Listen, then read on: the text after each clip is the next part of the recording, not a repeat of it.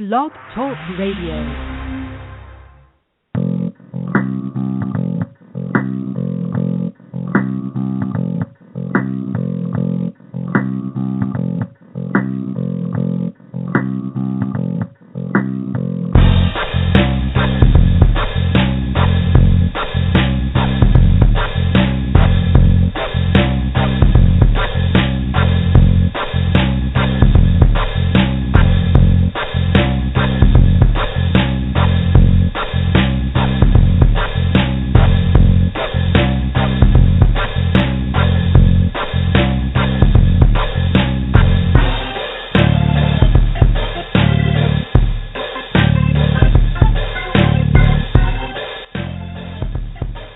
Good evening. Welcome to The View Up Here. I'm your host, Canadian Glenn. It is January 27th, 2016. It could be a fun night with BTR. The studio and the sound is out by 25 seconds. Playing the title song is out by almost a minute. 1990s technology for the win. Tonight, Amy MacPherson joins us once more. And tonight we're going to talk about the Latter-day Saints Empire. Its history, its tentacles, its power, its visibility, or lack thereof. And we're going to talk about just how many major pies on the global scale this so-called 2% of the North American population has deep roots in, and tentacles, and grip, and capital. I know it's quite easy to go along with what South Park does and just laugh at them all the time. That's fine if you want to talk about the Book of Mormon. But if you want to talk about what the Mormon Mafia is doing out there, it needs to be taken seriously. So I'm waiting to see what else goes wrong with the studio. So far, we seem to be holding. People seem to be entering the chat. Doesn't look like we're getting DDoSed for a change. But welcome to the show. And while I check stuff out into the rest of the song, thank you for listening to The View Up Here.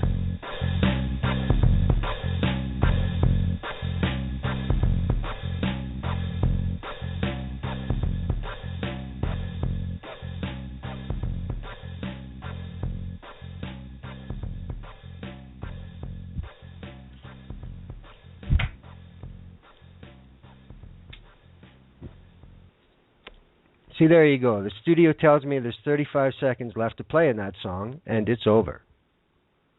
Awesome. Awesome. The Church of the Latter-day Saints, in a little less than 200 years, what is described by many as a cult, has survived and indeed profited far beyond their numbers. It's not their exactly a very pious group. At least their royalty wasn't and isn't. Blackmail, sedition, conspiracy, polygamy, misogyny, racism, larceny, insurrection, theft, murder, they've all been connected to the Latter-day Saints. Amy MacPherson has done an outstanding amount of research and connecting the dots, as she always does so well, into why this is not just some out there religious fanatic cult. This is a force that should be known and, on the basis of their power, respected to a certain degree. But if you're not one of them, and even if you are one of them, you're not their friend. All right, we welcome to the air once more Amy MacPherson. Good evening, Amy. Hey, Glenn. How you doing? Very good. Thank you for appearing on the show once more. It's always a pleasure to have you. All mine. Excellent. You know we've talked on quite a few things over the last few years. You know that I'm not exactly a fan of Latter-day Saints. I kind of stick more to the comical side of it on the surface. It's more of a hide in plain sight tactic, since I've been involved with political parties here in Alberta that are basically owned by the Latter-day Saints. So, you can't be too reckless, I guess. But I know you have done a great deal of research into this sect and what they've been able to accomplish and what their goals really are.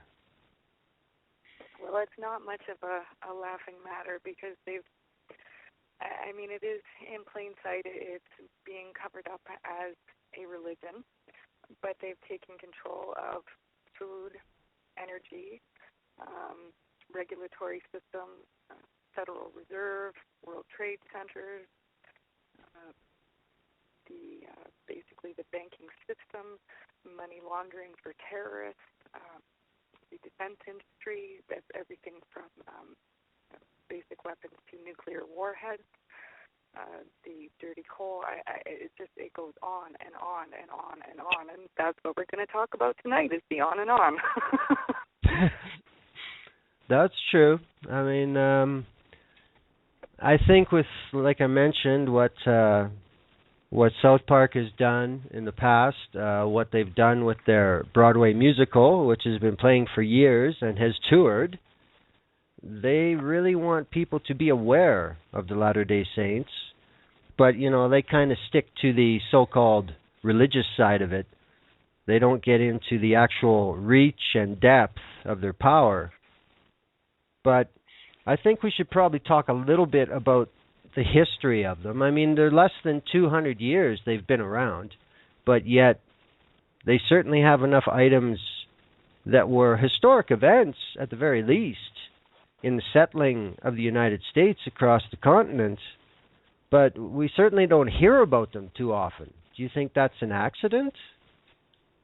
I don't think that's an accident at all. And, a nod to South Park. I do adore them. They're creative. They know what they're doing, but they are trying to tackle it from a comedic point of view, which can be appreciated on occasion. It's just that if you stop there, it only ends up helping the corporate mission of the Mormon Church, and that's not a good thing. So the history of Mormonism, it was created in the year 1827. Well, that's when it was first being spoken about by a gentleman named Joseph Smith, Jr., and he lived in Cumorah, New York. Now, this was a time of religious revival, so religious folk magic was pretty commonplace. Think of the time of pioneers, right? And people selling snake oil and things of that nature, right? So the family was in this line of work, religious folk magic. So Joseph Smith said that one day he had a vision. Some angel named Moroni, I hope I'm saying that right, Moroni or Moroni, but I believe it's Moroni, gave him a vision that there were some golden plates in Cumorah, New York, where he lived. They were buried, and he needed to find them, and it was the New Gospel of Mormon, and he employed the help of a necromancer. Now, in case that's going to offset some people, this is very literal. It's in their doctrine and covenants, everything about the history of the faith. The church will tell you this right out. So he employed a necromancer to help him locate the plates and decode them. Now, a necromancer to folks today means the undead, or someone who can speak with the undead, and it was the same back then in this time of folk magic, so you're getting the feel for that. So they went out in some forest somewhere, and they said they found these plates, and nobody else has ever seen them. The necromancer is the only one who would attest to them being real at all, secret in decoding them. And Joseph Smith also found these what he called holy seer stones. So a couple of stones that he would place in his top hat, kind of squish it around and stick his face in the hat, and apparently the stones would then prophesize to him and tell him what the plate said. And that's what created the religion of Mormon. Now, very interestingly, the first people that signed on were Mitt Romney's ancestors. They were the actual builders of the faith all the way back to 1827 and coming through the 1830s. So Mitt Romney's great-great-grandfather, Parley P. Pratt, was integral to writing the Book of Mormon itself, and also his great-great-uncle Orson Pratt. They wrote the doctrine and edited it and worked with Joseph Smith to hammer out the details, what this was going to look like, and this was based on Joseph's vision from the plates. And then they determined that these plates were written in a language called Reformed Egyptian. Now, that myth flew for some time for the church until linguistics and technology got further along, and at some point it was absolutely possible to debunk that myth. It's not at all possible. It's not a Reformed Egyptian language. There was an award-winning documentary done on that called The Lost Book of Abraham and won a number of awards around the world. It's included in part 1 of my series, and we've linked all those on Twitter in case anybody wants to go and check up on the information we're talking about, and you can watch that entire clip. So there's that. And they tried to establish themselves in New York, but Romney's ancestors were quite big on the idea of polygamy and the ability to have multiple wives. Now, I don't imagine that the wives were supposed to have multiple husbands, but it was a condition of goddom. To become a man god was to have a number of wives in the Mormon religion. So great-great-grandpa Parley and great-great-uncle Orson, they took, I think it was, and they weren't making friends in New York. And you know, traditionally speaking, New York has been a little bit more Democratic-leaning than Republican. And that's another thing. The Mormon religion was written since day one to be a Republican religion, a political Republican, specifically religion. So it had that direction from day one. It has no ancient roots whatsoever. It can't be tied to anything that pre-existed or any other religion in the world. More or less, well, I think, sorry? Well, it's my understanding that is it not part of their theology that the Book of Mormon is the third book of the Holy Bible after the Old Testament and the New Testament? Like, isn't that their shtick, that there are updates to the Bible occasionally, but only the Latter-day Saints get them? Right. So you'll get a couple different versions depending on whether you're speaking with someone who's preaching from the Scripture straight up or an apologist trying to hammer out the problems with things and explain them away. But they relating it to Christianity. But that's one of the things that irks me most whenever a Mormon Republican is running for office, is how they keep preaching that it's Christian. Well, it can't be, because according to the Christian Bible, anybody who can update the Bible, I mean, that's absolute sacrilege. But the Mormons wrote, Mitt Romney's great-great-grandfather created the pages that say that the Mormons are the ones with divinity enough to change it. So they have 12 apostles, basically at the top of their hierarchy, and the Romney clan has always been in part of the 12 apostles because they were the founding apostles. And Mitt's great-great-grandfather, Parley, was the teacher for the school of apostles. So anyone who got into that club of 12 at the top of the executive had to be schooled by Parley on the scripture that he actually wrote, so they could then teach it to other people. And if you are a prophet, you are said to possess the ability to receive messages from God and be able to update the scripture as as he sees fit and delivers those messages to you, and it has over time. And they resurrected something called the Melchizedek priesthood, which is what gives you the power to do that. Now, no women can be a Melchizedek priest, and no blacks could be either up until I think it was about 1978, after they couldn't fight off desegregation any longer. Yeah.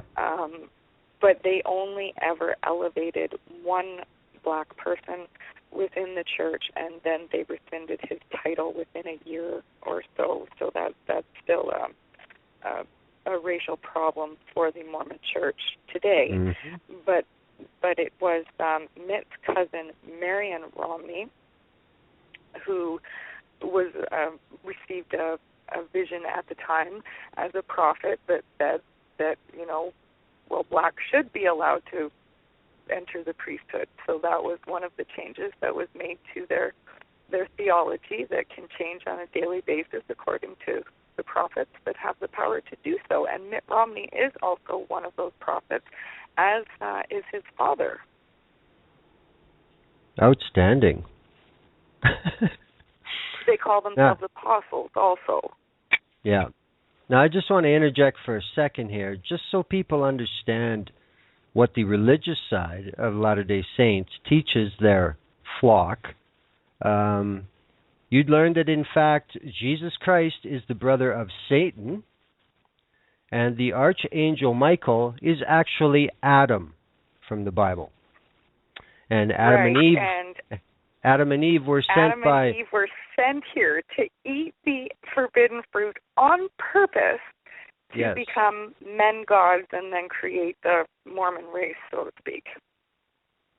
Yes, Adam and Eve actually traveled here from planet Kolob by Elohim to become human and populate the world. Just so everybody understands that part, but we'll keep going with the business side, please. Well, I'll just explain a little more about planet Kolob and Elohim. So Elohim would be the ultimate God. Yes. And planet Elohim, there's not a ton of literature on that, but that's where their heaven comes from. And their heaven actually has 3 layers to it, which is different from any other religion that I've ever read about as well.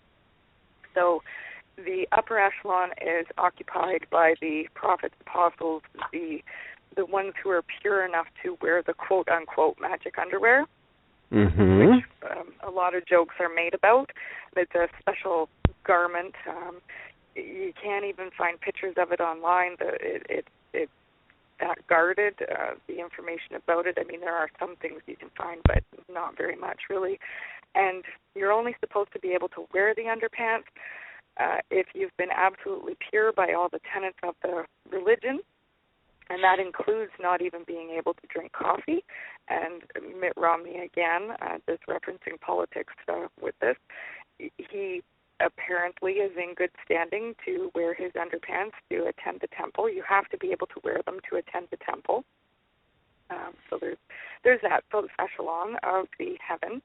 And then the mid-level, I guess, would be your average Mormon worshiper who's done their best, but they're not necessarily perfect, and they can serve the higher level. And then there is the base level, and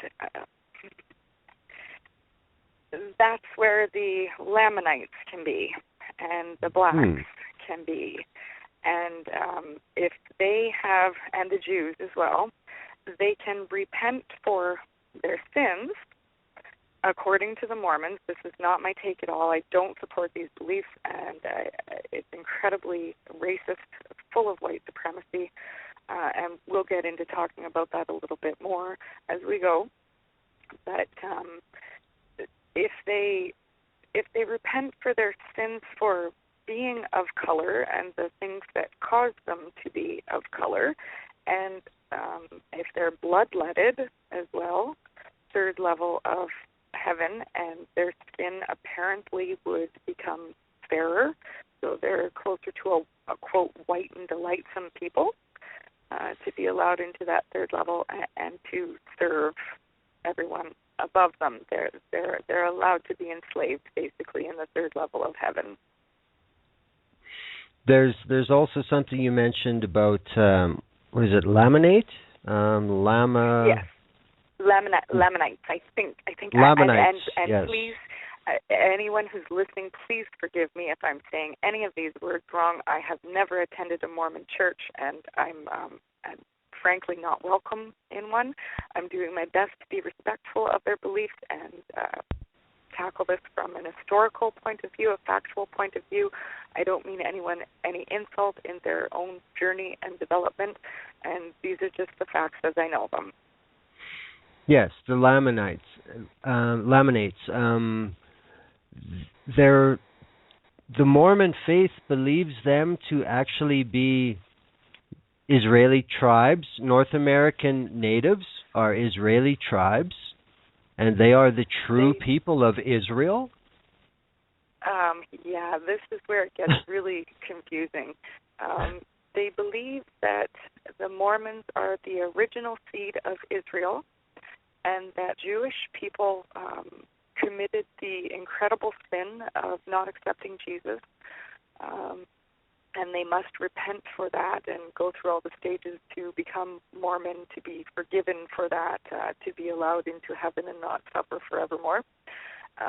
But they believe that when Jerusalem was destroyed the last time by King Nebuchadnezzar, which is common through the Bible and other scriptures, that they were scattered, the diaspora, they were scattered out, and they hopped on a boat from Israel back in the day of Jerusalem being destroyed, and they sailed over to America where they were to settle it, because that's where Jesus had arisen already.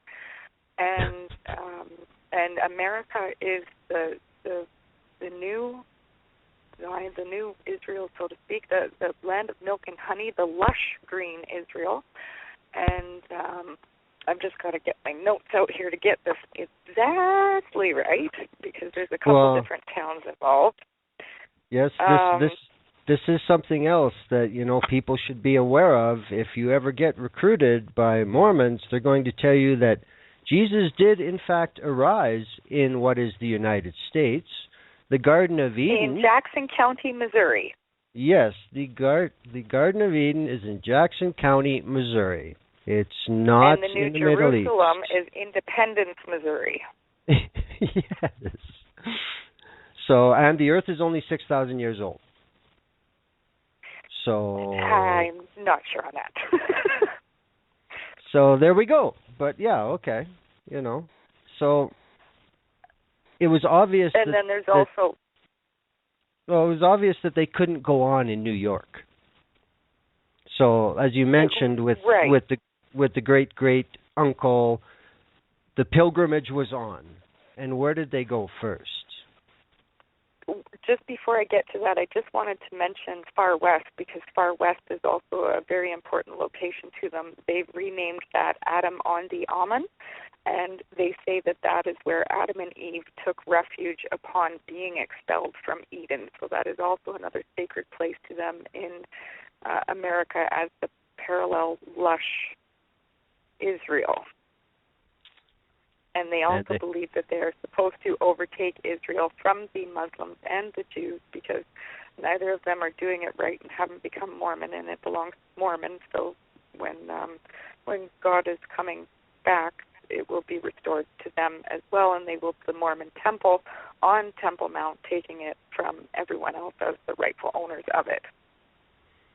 So that kind of makes things complicated when Netanyahu is endorsing Mitt Romney, who wants to take his land away from him most. Yeah, like you said, there's not a lot of congruence in a lot of these things when you put them side by side, but that's fine. We're just getting going. Everybody hang on. Like, you ain't seen nothing yet.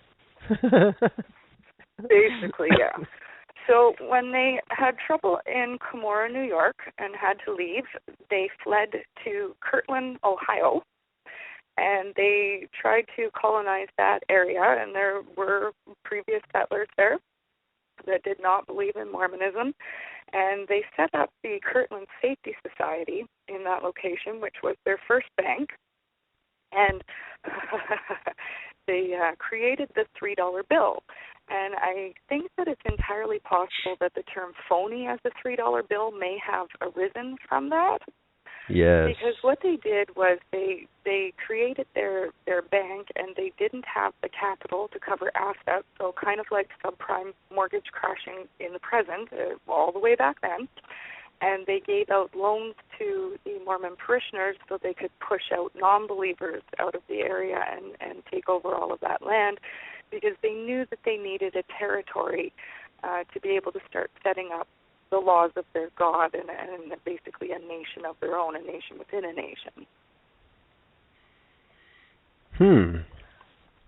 Now, it didn't work out. I mean, not only do we see the Kirtland Safety Society being a bank for their own use and obviously not exactly upstanding business practice, this was all about them already. This was to profit them, to help with their vision, their establishment, and they weren't received too well by real Christians around them, you know. And correct, because of the polygamy issue, and the polygamy issue was hardest pushed by the Romney predecessors, Parley and Orson.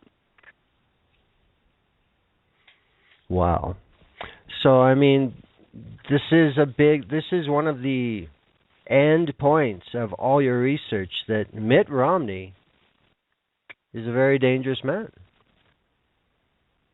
He is a current Melchizedek priest / apostle, and the way I had opened up my notes was basically that if Jesus or Muhammad were running to become the president of America, it would present an ethical conundrum, because this is the equivalent with Mormon when he was running. Yeah, I always found that to be a great conflict, because, you know, everybody likes to make such a big deal about the separation of church and state in the United States Constitution, but yet that's the exact opposite of what Latter-day Saints would like to see. So, yeah, that's a little interesting. But didn't they ran into legal problems, and it became, shall we say, kind of a violent situation, and not for this was the first time, but it certainly wouldn't be the last.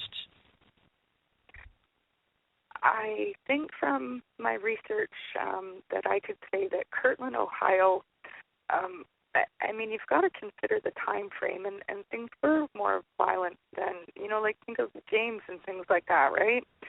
Yeah, and the coal barons and the strikes.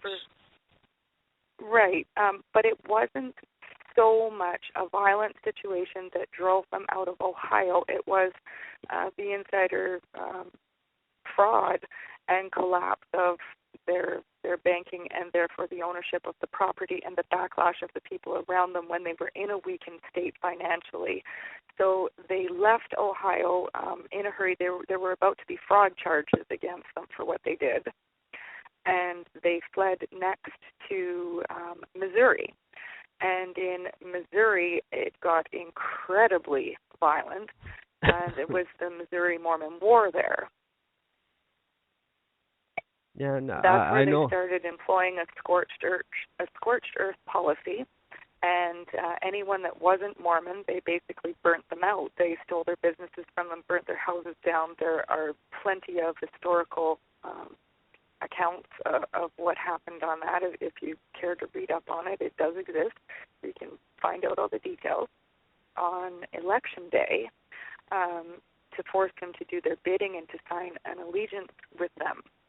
But once he was set free, and he was back in the safety of the state of Missouri, like the actual government of Missouri, they wanted to press charges against them and capture them, and Joseph Smith was imprisoned, as was Parley Pratt. Just trying to think here.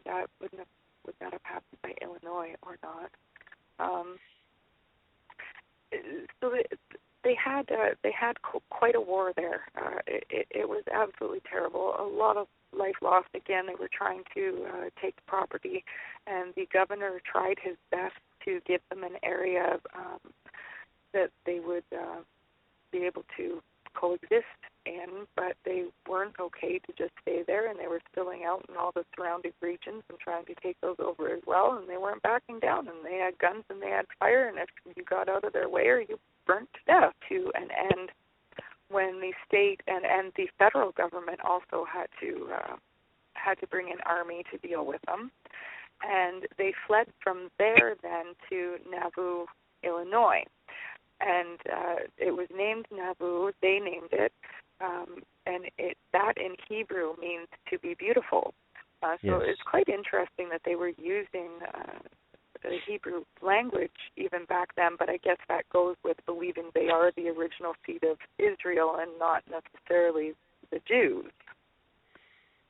Well, the first time in Illinois, they end up fleeing and leaving everything because of bad banking debts. The second time in Missouri, they end up leaving everything as payment for their scorched earth policy and because everybody wanted to string them up there. And then when they go back and create Nauvoo, they seem to have learned because now they got a city charter. This was going to be their area. They were going to make all the rules. So they seem to be learning anyway as they went along. That's definitely true. I'm just looking at my notes here. Okay, I'm at Nauvoo. Okay, so Nauvoo is where the Freemasons, because the Freemasons were a little more established, and of course the Mormons coming there were newer, and they knew Freemasons had some power, so they tried to work together with them in building their city charter and getting things set up. But again, they were still pushing polygamy as the main core of Mormonism and reaching man-goddom. And the Freemasons weren't okay with that, so they had a falling out with them as well. And as they created their city charter, Joseph Smith became the mayor, the chief of police, the head of the courts. So any complaints that anyone tried to bring against the Mormon were absolutely dismissed. People who were dissenting tried to set up their own free press. They smashed and burnt that. Complete suppression. They tried to shut everybody up. And that's where they created the Millennial Star, which was the church's first newspaper, also created by Parliament's great-great-grandpa. And Yes. They created the Quorum of 12 Apostles and spun from that the Council of 50. So the whole purpose of the Council of 50 was to get one of the apostles elected as either governor and or president of the United States, and the ultimate goal of Mormonism is to become president of the United States so that they have control of the parallel Israel for God to come back and they will then wield his, or in my opinion, her power. Yeah, this was seeking the establishment of what is known as a theocratic state. With everybody says that this is what Iran is. Well, this is on steroids what the Latter-day Saints would choose to do. And the Council of 50, that's the short name. The long name for that council is the Kingdom of God and His laws, with the keys and power thereof, and judgment in the hands of His servant. And somehow out of that, somehow out of that, they got Council of 50. Okay. 50 was for the amount of people that was originally on it, but it has gone up to 100 in the present day, and I believe more than that. It hit the Council of 70 as an official name, as another council above and beyond the 50, and then I think it's hit numbers over 100 now. Well, when there's that much money to go around, you need more people involved. Right, and that doesn't sound like much, but as we get talking and I start spitting out some of the names, Yes. That's who's on the council. Indeed. So in Illinois, mm-hmm. they again were when the state took issue with their city charter and their abuse of power, and the federal government as well from the polygamy end of things, because the federal government was trying to wipe that out. And we also have to remember that the United States was only partially settled, and it was mostly only to the east, not anything over to the west or even Midwest at that point. So they jailed Joseph Smith, that was in Illinois, with Parley. And the only place that you can find records of this, and thank goodness, the entire world, the records of Parley P. Pratt being charged for murder in Illinois. So he was jailed with Joseph Smith, and everyone, the general population there was convinced that he wouldn't be convicted because he had so much control of the judicial system in the area. And some marauders came in the night and broke into the jail, and they murdered Joseph Smith, and Parley got away. So then Parley regrouped with the rest of the Mormons that were there, and that's when they started plotting their course for Utah, because that area was not yet settled by any means. And Orson, Mitt's great-great-uncle, created the odometer at that time, so that he could track the wagon wheel rotations building the Mormon Trail. And the reason why they needed to be so careful with their mapping at that time was because they needed to avoid the Oregon Trail that the U.S. Federal Army was using, because they were one another. So they were trying to find another way to get out to the west that the U.S. government was not also using. And they wanted to create the state of Desiree, which would have been, technically speaking, parts of California, Wyoming, Nebraska, Nevada, Idaho, New Mexico, and Utah. It was the Compromise of 1850 with the federal government that they managed to hammer out the territory of Utah, and that's when they created their first legislative assembly that was a completely theocratic government with Brigham Young at the head of it, and Parley and Orson also part of it. They drafted all the first laws for Utah. If you were a senator, you had to be baptized as Mormon, as a man god and a prophet, able to receive the messages from God to change whatever he wanted. Quite interesting. And they were ecclesiastical courts, of which Parley wrote the first laws for and the decisions of. Well, you know, there's a show I watch on television that's filmed in southern Alberta, and it's set in the railway era after the American Civil War, as the railway crosses the west. And Brigham Young and early Mormon forts along the Mormon Trail are portrayed in that show. It's called Hell on Wheels, and it's on AMC. And they have taken a real hard line, no doubt, against the Mormons. I found it to be very factual as they could probably be, with Who dates. Took a hard line? The show. Okay. The way they portray the early Mormons on the Mormon Trail. And I just want to say I salute them for, they're obviously not network, let's put it that way. They're trying to tell the truth as best they can. And it's interesting, you know. I really don't, I can understand how through the 1800s, from before and then after the Civil War in the U.S., I could see how this group of all white, all bearded, multiple wived loudmouths would not make a lot of friends as they worked their way across the continent, plus their dealings with Indian tribes as they went. They were not exactly a docile group, shall we say. Well, Well, it's great that you brought that up at this particular juncture, because that's the next place that I wanted to go with this conversation anyway.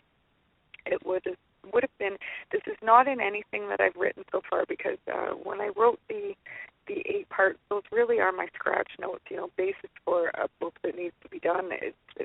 It's nearly point form, in my opinion, just cramming in as much as I could, because I was in such a hurry when I was doing it, so I didn't branch out into the Canadian aspect of things when I was writing that, but I do have more to add on that topic. So it was 1887 when the Mormon Church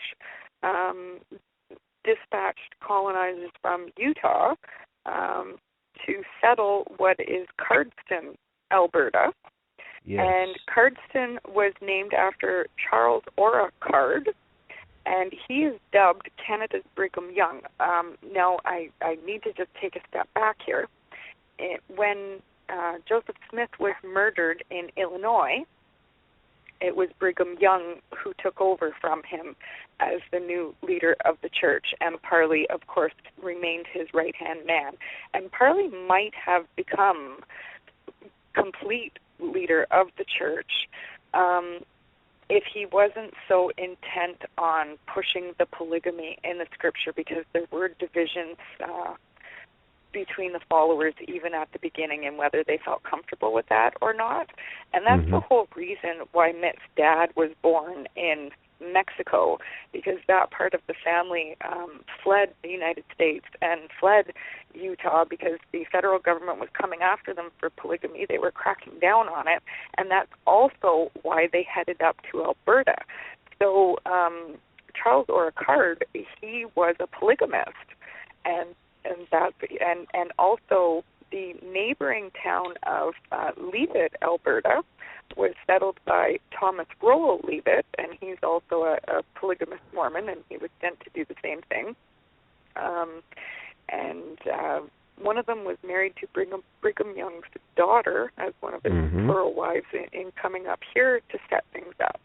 And Card had been with them since day one, also with the Ronis and Pratt. And so I guess I've forgotten somewhere in there to say that at the very, very onset in, say, about 1830, Parley and Orson Pratt, so that's the maternal side of the Romney family, went over to England, and they introduced themselves to Miles Romney, which is now where the surname comes in.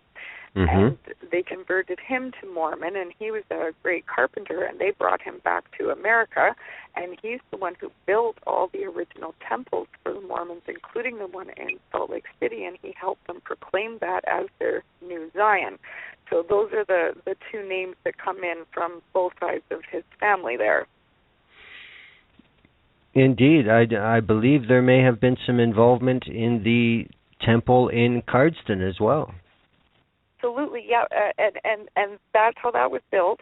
And Cardston also borders on the Blood tribe in southwest Alberta, and it's also one of the only towns, or was one of the only towns in Canada that was legislated as dry, no alcohol. And the same is also true of much of Utah still today.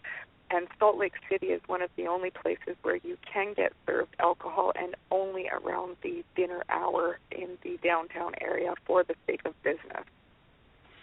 But that's one of the things that you can't wear your magic underpants if you're drinking booze.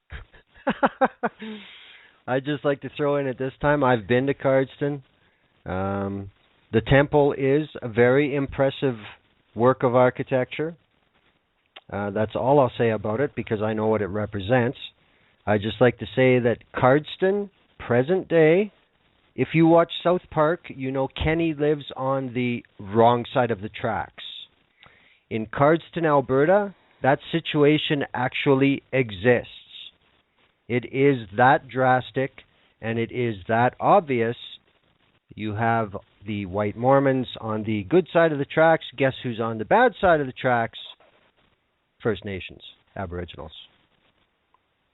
It was also built according to the Mormon urban plan. It was one of the first towns that was built that way, so that the generally speaking, grid system that we see with our roads and our power lines and everything of that nature was devised by Mormons. Yes, it was, and actually Washington, D.C. is probably the ultimate work of that early design, the way circles and tangent roads all lead to common monuments or buildings of massive importance. There's some of that in Cardston too, and for a town of under 4,000 people, it's very, very stunning to someone who just drives into Cardston and doesn't really know where they are. So I want to give you a little more picture on Alberta and its direct ties to being settled by the Mormon Church and its presence still there today. So I've got a list of some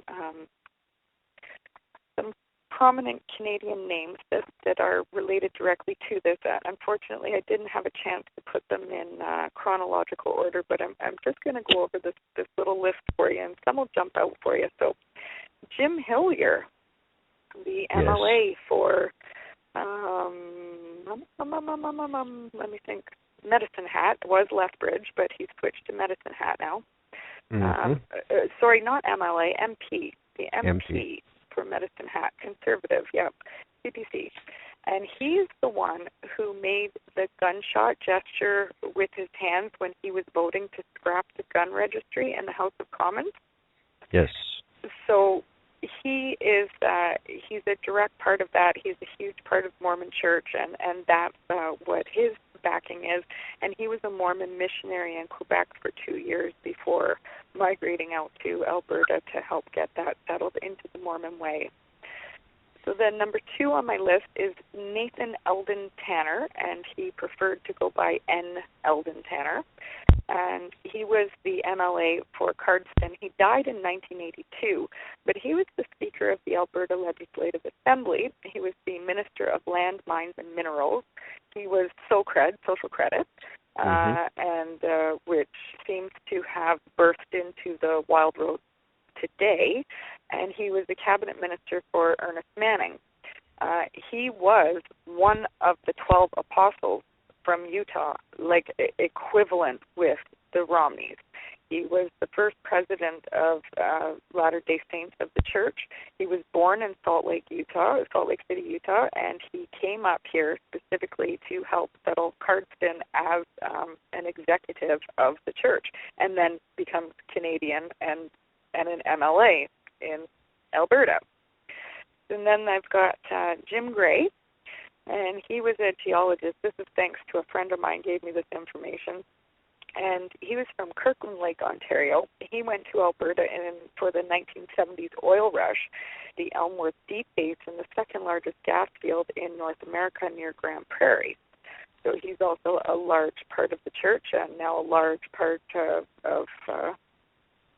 Alberta oil and everything else going on there. And then the next one on my list is Rob Anderson. Alberta MLA who crossed the Florida Wild Rose, and then he rejoined the Conservatives, and he was a member of the Provincial Treasury Board and assistant to the Solicitor General. Well, he graduated from Brigham Young University, which is the religious university in Utah for the church, and he was a missionary to Taiwan, and he, after BYU, he got his BA in communications, and then he got his degree in law from the University of Alberta, and he pursued constitutional law. And one of the major missions for the Mormon Church is to get a lot of their people into constitutional law so that they can either change it to suit them or protect the things that they want kept that way. So like when you hear the arguments about the NRA and their gun rights and things, you've usually got something like that behind it. They've got a lot of Supreme Court justices in place that have changed some really important things, like your protection from search and seizure in the U.S. That has been obliterated by Dallin Oaks when he was Supreme Court Justice. There's another one that brought up the rights of the fetus, so that you can't have abortions, that it is a living thing the moment it is comedic headlines in Canada. It's not at all funny what he's doing, and he is working on constitutional challenges of the same nature, and he created something called Students for a Stronger Alberta, and that pushes for democratic reform through the universities, and he hosted talks for Preston Manning and things of that like. So again, we make light of a lot of things that we don't bother to look at, and he's definitely one on that list. Yes, I just want to say the first time I met Rob Anderson in person was on the opposing microphone on the floor of a Wild Rose Party convention, where I convinced the delegates to defeat his motion to change the labor guidelines in the Wild Rose Constitution. I will never forget the glare that Rob Anderson gave me on the floor. And yeah, that was the high point of our relationship, let's put it that way. But carry on. And then I've got Charles E. Jones, and he was born in Lethbridge, Alberta, and he's one who became a judge on the Arizona. He graduated from Brigham Young University, and he was bishop and stake president. So these are American Supreme Court justices coming out of the Alberta Mormon collaboration. Then I've got Cindy Lou, I think it's Addy, A-D-Y. Maybe you can help me with this. Yeah, I think she goes by 8. She goes by 80, I think. 80, thank you very much. So Cindy Lou 80. She was conservative MLA for Calgary Shaw. She was Minister of Tourism and Parks in the Ed Stelmach government. She was born in Texas. She's a Brigham Young University grad, and she sponsored the bill to turn the Alberta Tourism Department into a statutory corporation, Travel Alberta. And she's married to Don 80, who is the son of Cardston MLA Jack 80. So part of founding that. So she's tied in directly to that. And this is the immediate family of Brigham Young. Well, I know for a fact. I mean, I spent 3 years living in Lethbridge. I had an awful lot of exposure to the Latter-day Saints. I believe in Lethbridge itself there are 3 or 4 different stakes. It's pretty dominant, but you'd never know it if you watch television or read the newspaper. That's just the way they like to operate. But 80% of Latter-day Saints in Canada are in Alberta. And it's always been that way. And you mentioned the social credit government that ran Alberta for almost half a century with Bible Bill Aberhart and Ernest Manning. Calgary and Edmonton were nowhere near the majority of the population of Alberta back then. And once you take that into account and you take a look at the demographics of the day in Alberta in the 30s, 40s, 50s, you see how these people could get into power. And they did have enough voting support out there in a riding system where they had their effect on Alberta that we feel today still. I mean, they set up the Alberta Treasury Branch, which seems to remind me a bit of the Kirtland Safety Society, but it was run a little more intelligently. But it's the same idea. Same idea. They're here. You'll notice in everything that we will speak about tonight, essentially it is the original seed just reproducing itself over and over and over again. They keep trying to accomplish the same thing. They get the identical mistakes, but it often comes back to bite them through antitrust lawsuits and a number of different things. And again, it's because the system is wrong. It should be a theology like they want. Then there wouldn't be any breaking laws, correct? Something like that, yeah.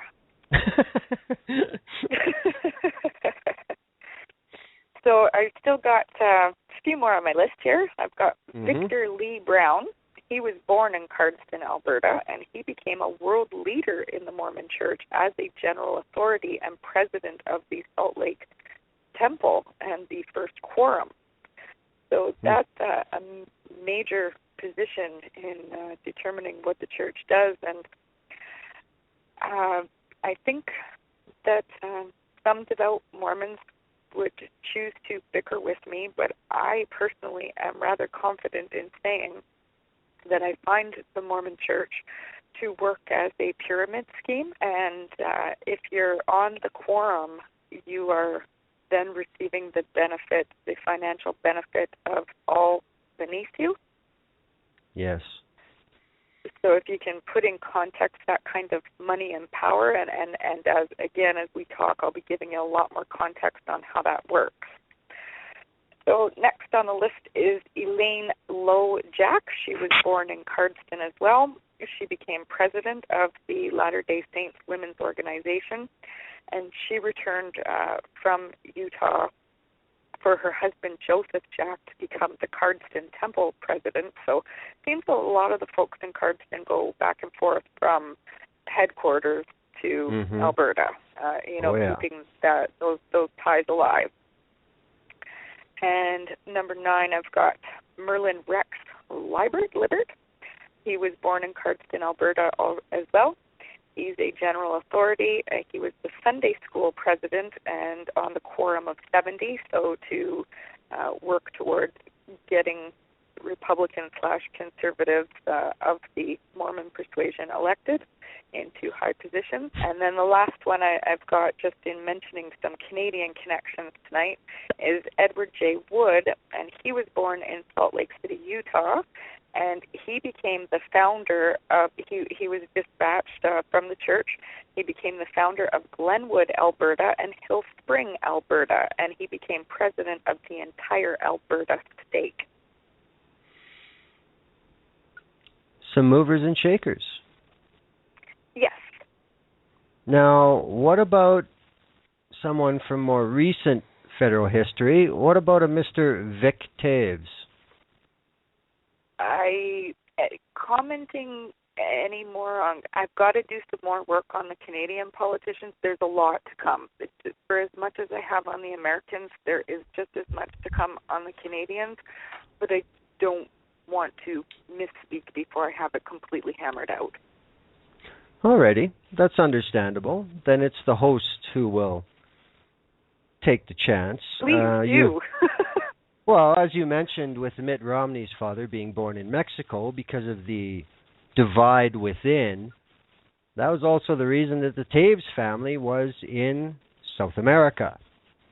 And Vic was born, I believe, in Ecuador, somewhere in South America, and there has never been a shred of proof that Vic Taves has ever achieved Canadian citizenship, despite being on Privy Council, despite being in Cabinet, despite being a member of the bench of the Supreme Court of Manitoba. But, those are just details. As far as this host is concerned, yes, Vic Taves is a Mormon. Interesting. There. I'll look into it some more. I mean, you mentioned the Wild Rose as well. I mean, I have to be careful about how much I say in a forum such as this. I did sign non-disclosure agreements at one point in time with people and organizations with that party. They love to sue people. They think it's a sport. So, I won't go too far, but as far as I'm concerned, it is a fact that in around 2010, the Wild Rose Party was on the brink of bankruptcy, and it was indeed Latter-day Saints that approached them and said, hey, we can pay that off for you, but there's a price. The party accepted that price. When I left the party in early 2012, members of the Latter-day Saints had the majority of the executive council of that party. That's the modus operandi.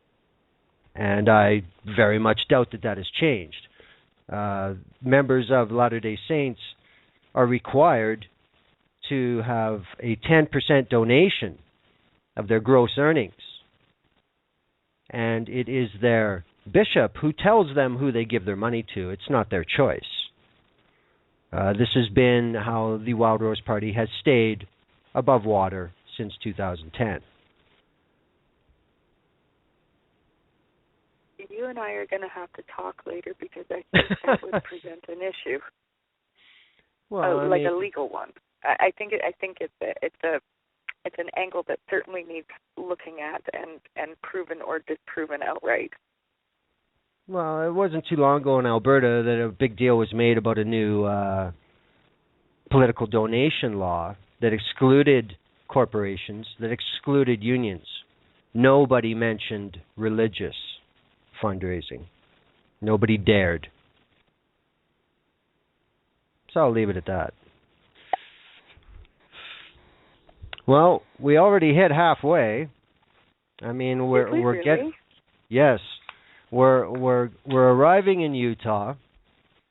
They've negotiated for the Utah territory. They are setting up the legislature. They are making their own laws. They're stacking their own courts. They're opening the businesses.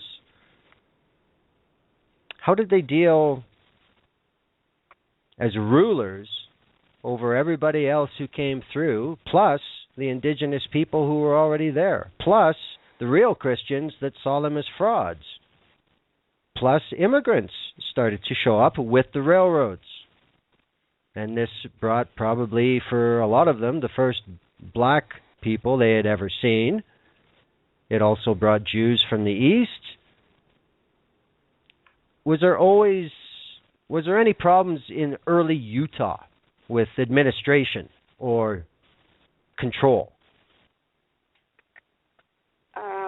I don't believe that many people of color were in Utah. It was unsettled. It was no man's land. People coming in wagons, and they were basically only passing by to get to the California gold rush, and that was how Mark Twain ever crossed their path, which is a very interesting story. Kind of going to tie a few things together here with that. The Mormon Church is a devout enemy of Mark Twain because in his novel Roughing It, which was one of his most popular, he called their religion, he equated it with chloroform, and he called them out for plagiarism because what they did in writing the Book of Mormon. So the Book of Mormon is not like the Book of Genesis, the Book of Revelation. It is a whole book like the Bible with all its sections in it, and it does have many of the same books that the Bible has in it, but it also has some extras inserted, like, let's say, the Book of Nephi, the Book of Abraham, things like that. But Nephi was a really great example, and I have to thank my mother, rest in peace, because she was quite Christian religious, so she was able to give me a lot of context and go through her book and what I was looking at to help me find all the spots where things had been plagiarized.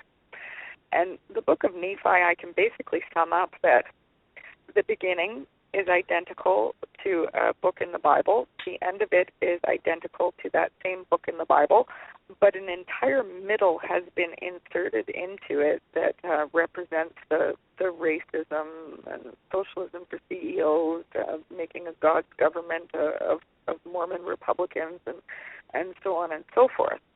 So Mark Twain crossed their path when he was going out to check out the California gold rush, and he ran into them, and it did not leave a good impression on him. And to this day, the Mormon Church, somewhere on their website, has a statement against him in, how basically awful he is over that. They're not letting it go. It sounds like Scientology on that level, to me. I think some parallels can be drawn there, and it now, tying a little bit more together in even what you had mentioned about the Wild Rose. So the Mormons enacted what's called the United Order of Enoch, And I know we've had Hollywood movies about Enoch and everything like that, and we think it is something, but I don't think we know what it means exactly, because the United Order of Enoch is essentially all profits and deeds go to the church, and anyone who hoards any of their profits gets kicked out, and they quote rot in hell, so to speak, and it's part of the welfare plan as well. So anyone who is a non-apostle, which could be someone not in the church or someone just lesser in the church, was allowed farms for food. So this was how Utah got settled. Basically, all the land was free when they arrived there because it didn't belong to anybody, so they divvied up the parcels, of which the Romney family benefited them more than anybody else. And anyone else who had property, they had to give the deeds to the church, and then any monies that they made go to the church. So that's, the whole premise is behind the ties, and how that's still working, and if they can direct where it goes. And then the welfare plan, it still plays out in things they're doing today. I think I'll touch on that again a little further when we start getting into their control of the food industry, because that'll be really important for context there. But in the United Order of Enoch, and describing the relationship with government and the church and how all that would work, I'm just going to read a quote here. This is officially written by the church. Quote, "There was no separation of church and state because the Latter-day Saints considered all affairs of the kingdom of God to be one, whether spiritual." Can't get around the theocracy from that. Like they put it straight in writing, and they believe that it needs to be this way so that they can prepare the religious, economic, and government conditions for their God to come and restore the gospel and them as the rulers of the earth. And then there was also a study guide called the Mormon Doctrine, second edition, 1966. And it is still an instruction manual, and Mitt Romney as a bishop would also still be teaching this information. But his polygamous cousin, Marion Romney, took it out of print specifically so that it wouldn't fall into the hands of outsiders, and they couldn't use these quotes against them for what it was they were trying to accomplish. And in 2012, the Washington Post did confront Mitt about that when he was making his bid for the presidential nomination, and he refused to comment whatsoever. And furthermore, the Mormon Constitution, they feel the U.S. Constitution is a divine constitution based on their own. Yeah. Like, not bad. You guys are close, but we've got the deal. Yeah. It is amazing. Yeah, I mean, you mentioned the part about the proof and the publicly pronounced wish for a theocratic state. There's only one other group in the world right now that I see represented that way, and that would be Daesh, ISIL. Interesting. I think that that's a very challenging statement that is absolutely true. That's and scary. I'll take the flack for saying that if I have to. Well, I mean, based on that public statement from their own source, that's basically exactly the same principle in general that is taken by that group on the other side of the world. Do you think we should move into... Should we do much about part 5, about good old Dad? Or should we get straight into the business end of things? We have 50 minutes live. Okay, I've got a wee bit jotted down here. So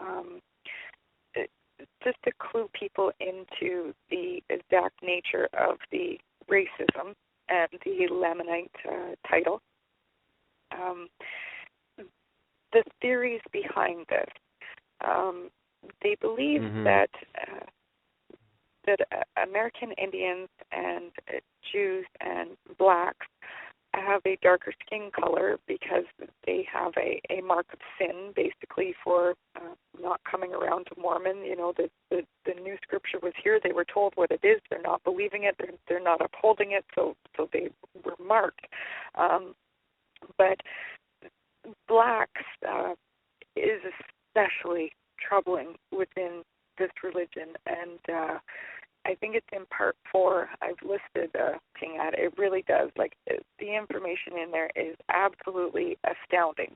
And what it all boils down to is the Mormon belief that because Cain slayed Abel, that Africans were made the color black as punishment for the sin of committing the first murder. Yes.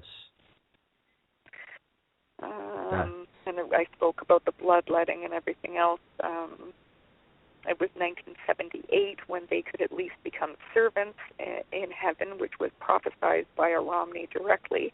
Oh, and, yes. and even during the last presidential election, and I do have proof of it, and I believe I hyperlinked it straight in part 4. It was a Mormon newsletter that went out among the missionaries, and they were calling Obama a nigger, still to this day. So now I guess I'm ready for George W. Romney, the former governor of Michigan and the father of Mitt. And the W is so very important. The W stands for Wilkin, which was derived from Charles Heinrich Wilkin, and he is from the maternal side of the family. He was part of the German Reich, and he did earn the Iron Cross when he was there. So when fighting was done at the time in Europe, he enjoyed it. He wanted more. He didn't want it to be done, and so he came to the U.S. and he joined the army, and they came up against the Mormons in a battle, and he saw their use of scorched earth policy, and he was really impressed by it and not impressed by the federal forces. And I think also that they,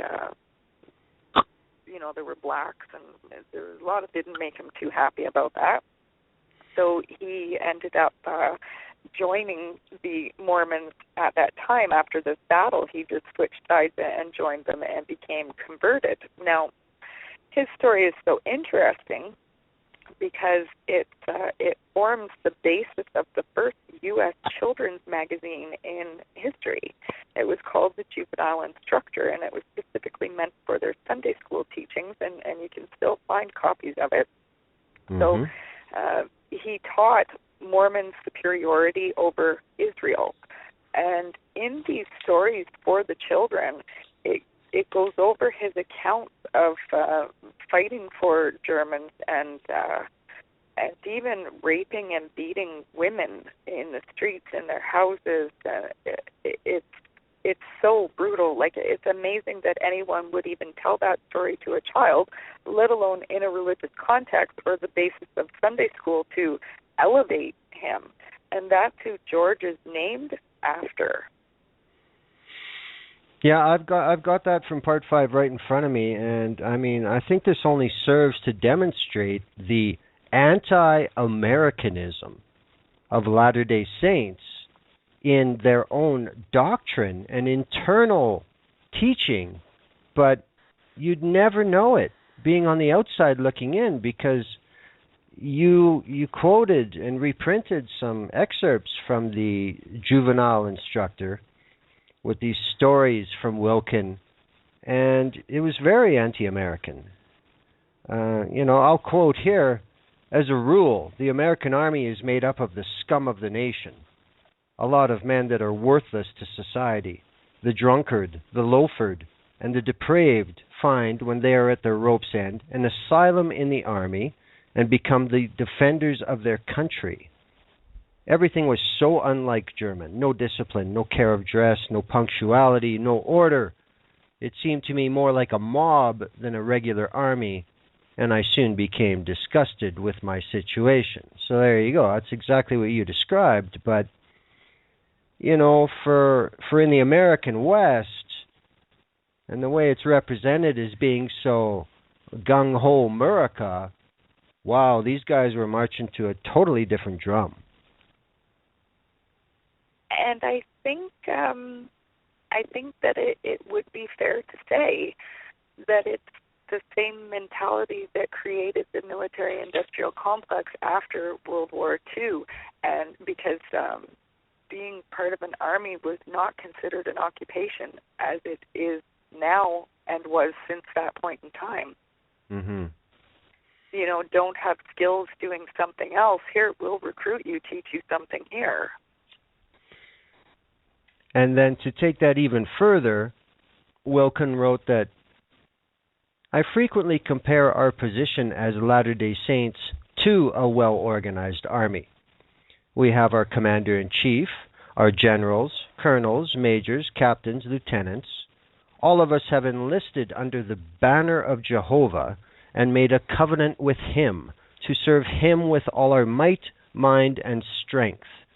As good soldiers, we should love our officers, have implicit confidence in them, and yield obedience to their wishes and commands.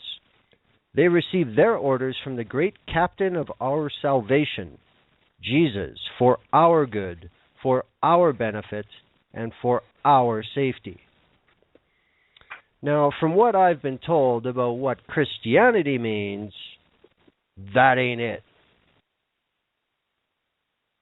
There's a few sticking points that don't seem to jive with Christianity, and I might be one of few people who cringes so terribly hard every time they say that on the television.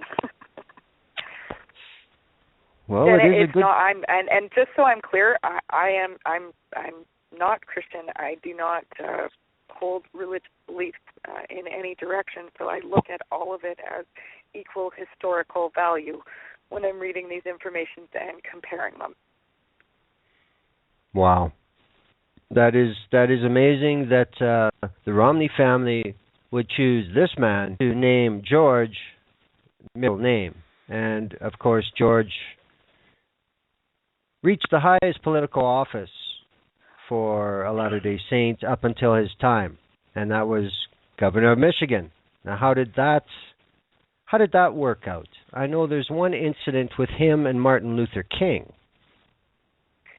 Yeah, that's quite interesting because George took the position of the kinder, gentler type, and that he was trying to help situations, and they were dealing with desegregation at the time. But if you look carefully at his actions, what he did was sabotage everything that the government was trying to do. And so this was partially under the Lyndon B. Johnson administration, and then next the Nixon administration. And under Nixon, he did the most damage and eventually had to give up that post because of what happened. But the Detroit riots, that happened on his watch, and yes. He called for a state of insurrection, which forced Lyndon B. Johnson's hand to call in the army. You know, like this is stuff that's still taught to children in public schools today about that history. It was absolutely brutal. They put up a wall along 8 Mile Road, you know, related yes. to Eminem and everything. It still continues today what was done then. Just the impact can be felt across the board. So he was then made the Secretary of Housing and Urban Development, so HUD, and he was put in charge of desegregating the housing. And he invented the Ginnie Mae and Freddie Mac program for government-backed mortgages. But what happened was it was completely destroyed by insider fraud, inflating values, and giving out purposely bad loans to families that couldn't afford them. It was the predecessor of today's subprime mortgage crash that we are still recovering from now. They did it then. They did it before. It repeats at intervals throughout history, and that was one of the very poignant times that it did. Yeah, I find it interesting that when George Romney was Secretary of HUD, his mandates told him to implement the Fair Housing Act, but yet he failed to meet with the NAACP or any legislative caucus or anything to see it through. And what he did accomplish with the massive fraud that beset the programs is the federal government had to completely stop desegregation efforts on a federal level. Yeah, it couldn't through afford HUD. to proceed at all anymore. Yeah, he just bankrupted the program. Now, where have we ever heard anything like that in recent Canadian history? Let's carry on with George. Okay. And then he was part of creating the NRA, but as the National Recovery Administration. And it's the history of the NRA is really quite interesting through George Romney because it changed shape and faces a number of times, but it started out as an economic issue. And the NRA original logo is the logo of the NFL Philadelphia Eagles. So that's how far that one went. But what it was essentially competitive cooperative capitalism. And I'm going to repeat this again. This is a phrase that I want everyone listening to absolutely memorize, because when we're saying socialism for CEOs, this is exactly what we're talking about. So again, competitive cooperative capitalism. And that's what the NRA was about establishing. So that was to give regulatory control to the private industry. And when they did at that time, they found that price fixing occurred and it raised costs of everything by an average of 40%. And there were hordes of antitrust issues. And that was what forced the unions to fight back for the Second New Deal and worker rights at that time. And another anything good that came of it, George can't take credit for. It was the fight back against him. Yes. Now, the one thing about the NRA at that time, when the federal government disbanded them, they still carried on the ground. And if anybody put up certain posters in their business that was against their position, there would be silent calls for boycott. I mean, this is something that I've noticed about the Latter-day Saints. This is a tool that they have used since they finally figured it out that it was being used against them back in the 1800s. And this is a very powerful weapon that they hold in the economy of Canada and the United States. Agree. Absolutely. Definitely. One other neat little tidbit under the heading of George was the Point of Light Foundation.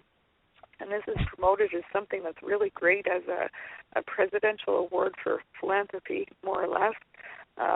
But it was, technically speaking, stolen from a Canadian-Korean War veteran who was called in to craft this program for them and put it together, and he was never paid for anything that he did, and his name wasn't even credited as being a part of it when he was the one specifically tasked with putting the whole thing together on the back for the things that they've done now. Well, you know, this is something that the Iranian government gets accused of on a daily basis. I mean, well, they're all tied in with, they're high up in the church, so how the hell are you ever going to punish them? And they know where everything's buried, and they're all taking it for themselves. Well, it sounds exactly what collective cooperative capitalism is. Pretty much, yeah. And a lot of hay was made of the story about him strapping the dog to his roof when he came up to Canada to their summer vacation home. It's at a place called Beach of Pines, Ontario, and it's actually not all that far from where I live. So I had some knowledge beforehand. But this part is actually disconcerting to me personally, because as I was working on all of this and Mitt was going for the presidential nod, this is the time I'm taking you back to, I was starting to look into all of that and get the actual history from it, and that wasn't the story. The dog story was a cover-up for what the story really was. So the property that they own in Beach of Pines has a covenant on it, and it's a race. None of the properties in this little gated community could be sold to black, Jews, Muslims, basically anyone of color or different faith.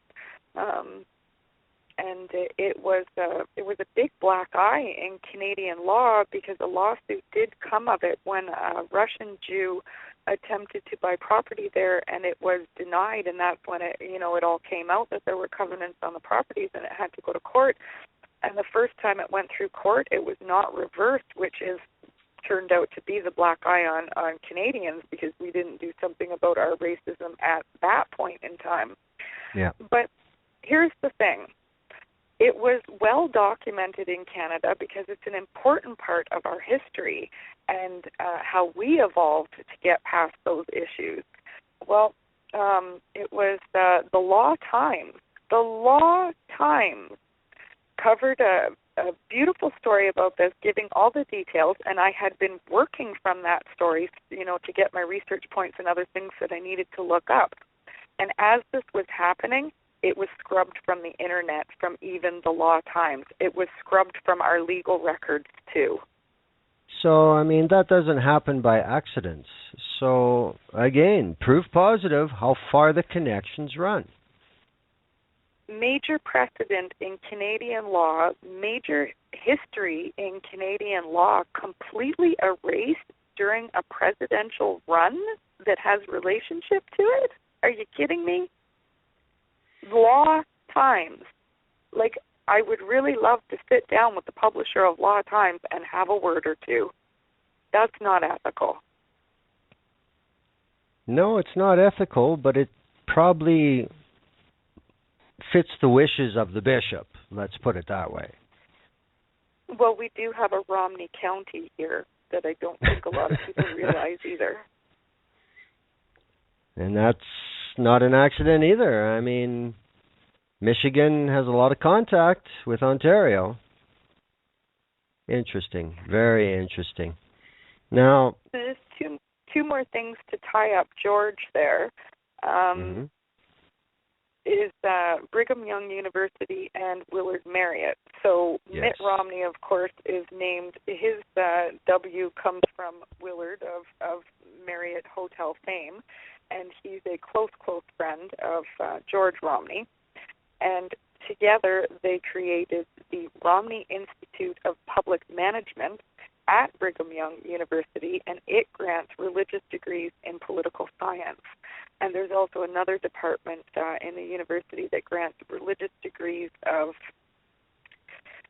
how will I phrase this, of military endeavors, be that contact engagement, war policy, yes. NSA programs. Brigham Young University is working directly with the NSA. That's something new that I have uncovered, and actually I had some really neat things happen on my computer screen when I ran into the websites that are doing that, flat out big messaging, you're not allowed to be here, get out. So I was a little freaked out by that. But yes, I copied everything still. Yes, I remembered when that happened. Yes, it was, in my opinion, it was fairly obvious notice. You have opened a door that was supposed to be locked. Pretty much, not pretty much. It absolutely was. I mean, I was at the Brigham Young University website. I was looking into their studies. I then went into the security course areas that I knew would relate to NSA, FBI, CIA in preparing students for careers in that. And I got to a section of a project they were actually working on with the NSA, testing some stuff out for internet surveillance. And then, all of a sudden my screen started, you're not allowed to be here. And it knew I wasn't one of them somehow. Mm-hmm. I wasn't doing anything wrong. Like any person on the internet could have pulled up this page and went, what the heck? Well, they ain't perfect. We know that. So, I just think it's one of those things. It's almost karma for all the research and all the determined effort you put in. Things like this happen, so why not you? There we go. In the chat room, it says the mothership in Utah saw you. I think so. I mean, I don't know what else to call that. The message definitely said you, meaning me, was not allowed to be there, and I can't tell you that the hair didn't stand up on my neck when that happened. Well, that would be a logical reaction, I think. I mean, as we said at the very start, a lot of comedic hay is made of Latter-day Saints, but they are a very serious organization. Now we have 28 minutes left. You're always welcome to keep going into overtime, but we'll try and get as much done as we can for the people on the show page. So yeah, now we get in talk double time. Well, we get into church business, and I don't think people are really aware of the corporation and the reach that the Latter-day Saints have. I mean, we brought up Marriott, Brigham Young University, Macy's, Lockheed Martin, Zion Bancorp, Ag Reserves, Amalgamated Sugar. These guys are in. So I'll start addressing some of this stuff here. Now, Latter-day Saints Real Estate, they've got Zion Securities, or Utah Property Management, and it was also spun off into a couple of others. So they own the World Trade Center. Oh my goodness, now I know some story. There's something else I can tie in here that I missed when we were talking about Parley and Utah and the different things that happened. So there's the blackest day in Mormon history of establishing their religion was September 11, and I'm sorry that I can't cite the year right now, but I believe it was 1840s or 1850s, and it was called the Mountain Meadows Massacre. Yes. And anybody can look up that for historical value.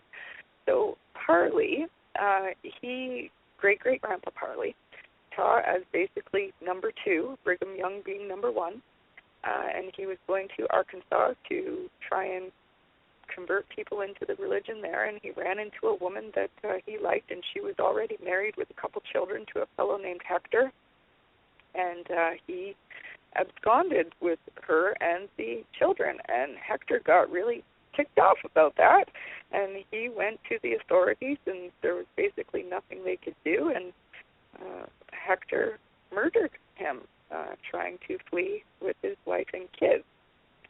And so the Mormon Church and Brigham Young back in Utah were really upset about number 2 being murdered. Quite an important apostle, the apostle to teach all other apostles and who wrote the Book of Mormon. So they wanted to get even. And they figured out a big double cross that they would do with the Native Americans.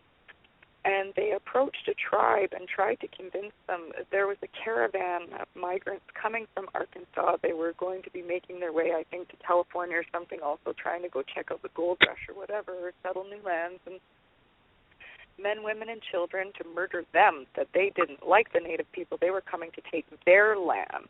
And that was not at all true, but they wanted revenge on the Arkansas people for not treating Parley better and protecting him while he was there. So the natives weren't falling for that too quickly, but they kind of got pressured into it. And they went to confront the caravan, and they quickly found that they were outmanned and outarmed, and they were getting their arses handed to them.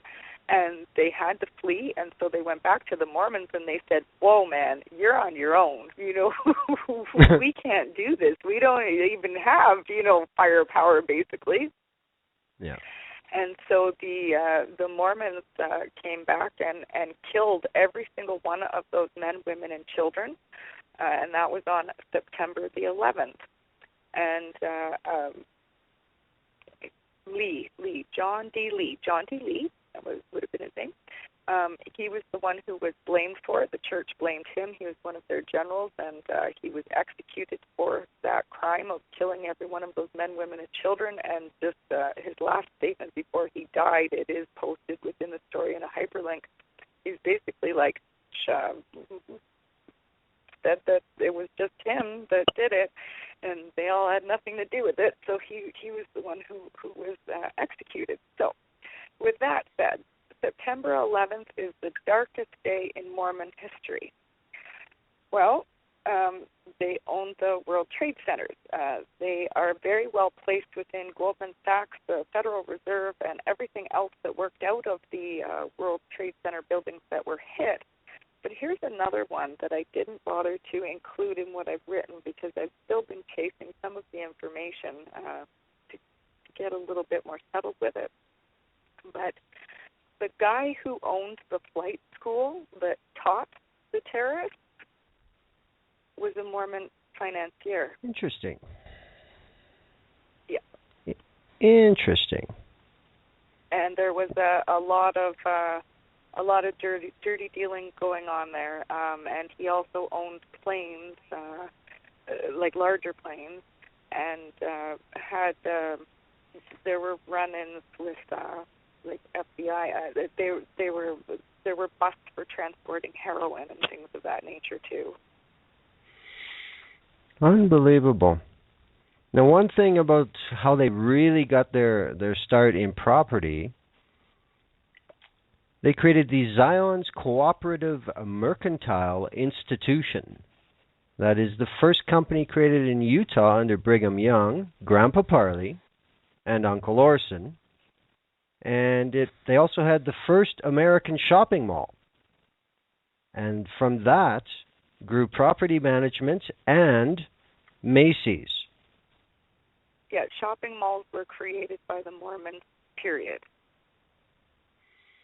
Interesting. I'm curious how many members of the American public know that Macy's is a Mormon business.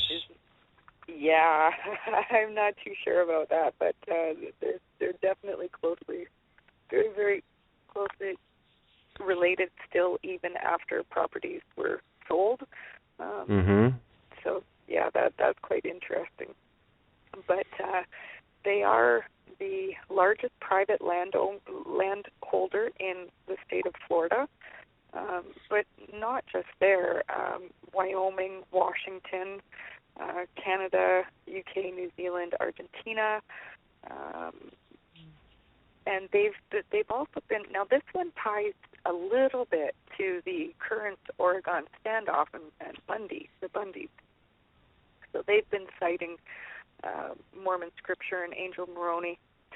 The story behind that splits a little bit two ways. Now, it does all fall in line with the Mormon principles, and they want the land for grazing. They think it's their right, and so on and so forth. Well, part of their land grabbing has been in relationship to preserving the entire history of Mormon and everywhere they traveled to get to Utah.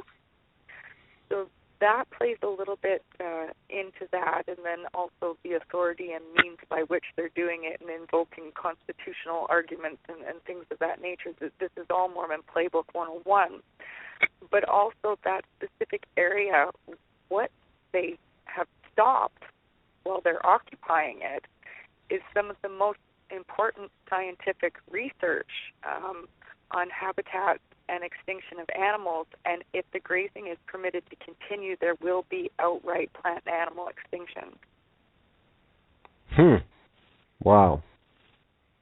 I wonder if they will be baptizing any of the animals after they're killed into the Mormon faith. That I couldn't tell you. Well, let's keep going with their business. I mean, now, they seem to find partners, probably because of the amount of money involved. They've been involved with some very shady characters from history, one of which... Khashoggi. Yes, Khashoggi. I was just going to bring him up. The man famous for Iran-Contra, for the Lockheed Martin scandals, for quite a few shady dealings. Correct. So he is their immediate business partner in the Triad Center, which is key to the Mormon real estate empire and actually headquarters for their own business. It's integral to them, and Adnan Khashoggi is a Saudi prince, just so that everyone is aware of that, and an arms dealer. Yes. And the scandals that he's been involved in are related to warplanes and or missiles.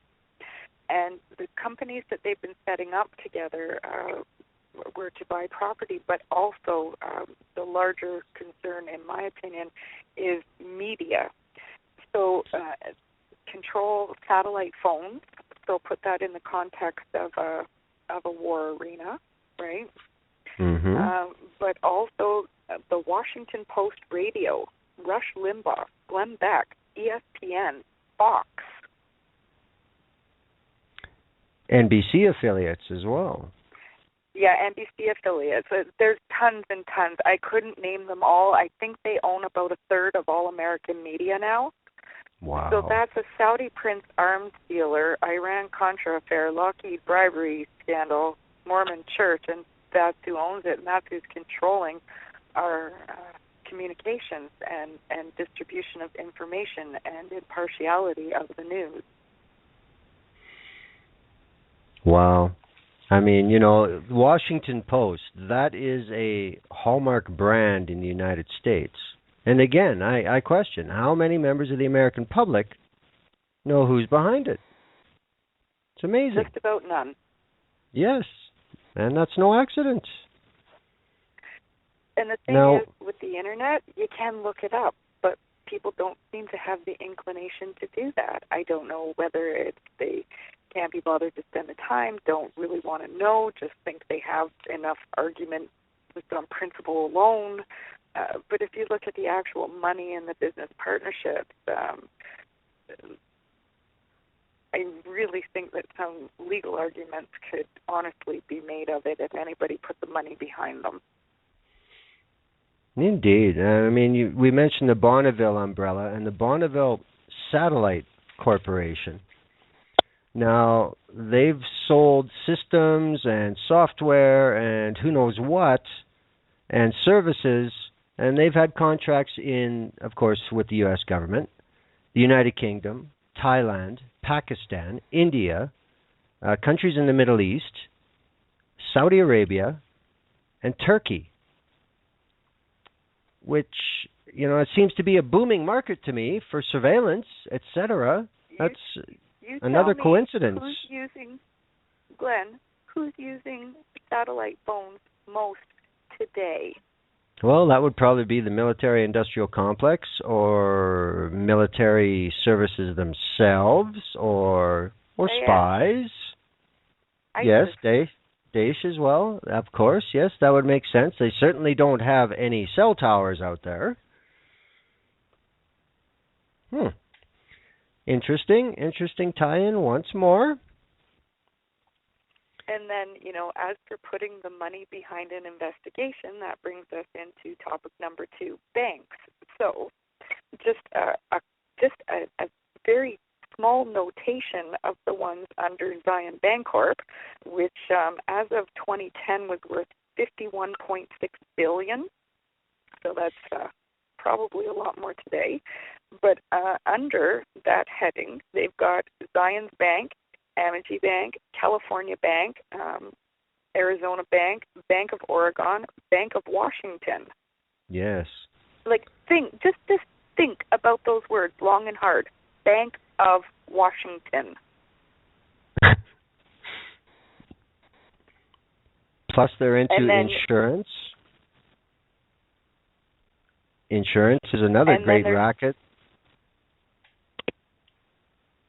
And all of their banks have been continually fined under the Bank Secrecy Act and the U.S. Patriot Act for money laundering, especially in the case of terrorists. So those big cases that you've heard, I think Credit Suisse was one of them that had to pay out. The fellow that was in charge of that is a high-ranking Mormon. Just about every single one of those large fines that went out was under the direction of a high-ranking Mormon within those banks or money lenders. Yeah, those fines you're talking about, they received two $8 million fines against the Bank Secrecy Act and the Patriot Act relating to cross-border money laundering, two more smaller fines for operating without proper licenses, misleading representation, and making false statements. Now, during the TARP, Zion Bank, as the parent corporation, received $1.4 billion from the federal government, and up until September 2015, they've only repaid half of it. Well, I might be able to explain for you why. Could trace back to a gentleman by the name of Prophet David Eccles, because he's one of the 12 apostles of the church, and that will tie us into the control of food in the U.S. and in actually many areas. So he was in charge of the Sugar Trust and Amalgamated Sugar. Basically, the Mormon Church under David Eccles bought up all sugar in America, and sugar beets and soy, and John Hunquote, Royal Mormon, and he's the major player in Monsanto. So now tie that into the sugar beets and the soy, and they are using GMO for that. Wow. The Sugar Trust lost a big antitrust lawsuit, but still continued the way it is. Now, how many things in your home are sugar in? Every single thing you eat. Everything you eat. They control all sugar, which means just about all food. And, people who are fighting about labeling, well, they need to think about labeling due to the sugar that's in it, that's coming from Mormon sugar beets that are Monsanto supplied. And they're protecting all that information heavily. The more I try and dig on that, the more flack I'm getting for it. Not an offer or anything, but they're certainly making it very difficult. But back to David Eccles. So that's what he came from to become the chairman of the Federal Reserve, of which the Washington, D.C. building is named after him, despite the sugar antitrust. Yes. I don't know how much proof the American public needs to see that the Federal Reserve Board has nothing to do with being American or supporting America. It's about money from America.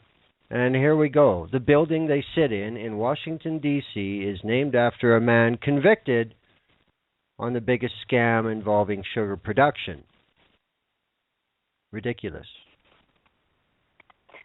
We've only got 10 minutes left before it goes off air and then just into online. So I'm going to try and just spit out a couple things really quick here. Coal. Okay. They control coal. Ernest Wilkinson, he also set up a spy ring in Brigham Young University, of which whistleblowers have been shot. And he worked with the Department of the Interior to create the Indian Claims Commission legislation. And it's related to Peabody Energy Corp. So another fellow by the name of John Sterling Boyden, he was the lawyer for Peabody, and Peabody's still in business today. That's the dirty coal energy and putting out anti-climate change science info saying, climate change is all lies and wrong and everything like that. So they used Boyden as the lawyer for Peabody Energy and sent him in to become the prophet and leader of the natives on that land. So Navajo, to get their confidence to give their land away to Peabody so that they could develop the coal that they were sitting on. It's now owned by Rio Tinto. Things have been changing hands, but Rio Tinto is related to all of this as well. So they strip mined the land and killed all the aquifers in Black Mesa. They have no water now. There's a really great article I've hyperlinked in there. Not great, sorry. It's sad and troubling and overwhelming. But of the little children having to walk all day long to get to some other area where they can get a bucket of water and bring it back home to their reserve now, because they've and they double dealed for that. And this is in the continental United States. Yeah, and they're supplying, like, that coal specifically. I mean, it goes a lot of places, but it's definitely powering Las Vegas and Los Angeles. So to give you some idea of how big. And this same group related with these same folks, so Ernest Wilkinson from Department of Interior, who created Indian Claims, and then Boyden, who double-dealed as lawyer and prophet, they've created the Greening Earth Society, which is the anti-climate change group putting out all that misinformation, and it has ties to ExxonMobil. Yes, indeed. I just want to say one thing about what they did to the natives. The case that was made by the church was that these native bands didn't appreciate money in their culture. Their reward was receiving the Mormon gospel. The Latter-day Saints themselves called them backwards people and convinced themselves it was their duty to build the indigenous up from Lamanites into their version of civility. It was their calling to obtain this coal power for the sake of constructing the kingdom in places like Las Vegas, Los Angeles, and others. So, again, yeah, that doesn't sound overly Christian to me. And moreover, what... Whoa. Oh, shit. Okay, I just lost Amy on the call. I'll have to get her back real quick, I hope, unless she phones in and then the line's busy. See if this works. Answer your phone. Dialing. No, didn't go through. So, she's trying to call me. And now I look, and she hasn't called back in yet. Oh, she just dropped. There we go. You're back. Hello? You're back. I'm back. Hey, how you doing? Okay, so again, talking fast where I left off.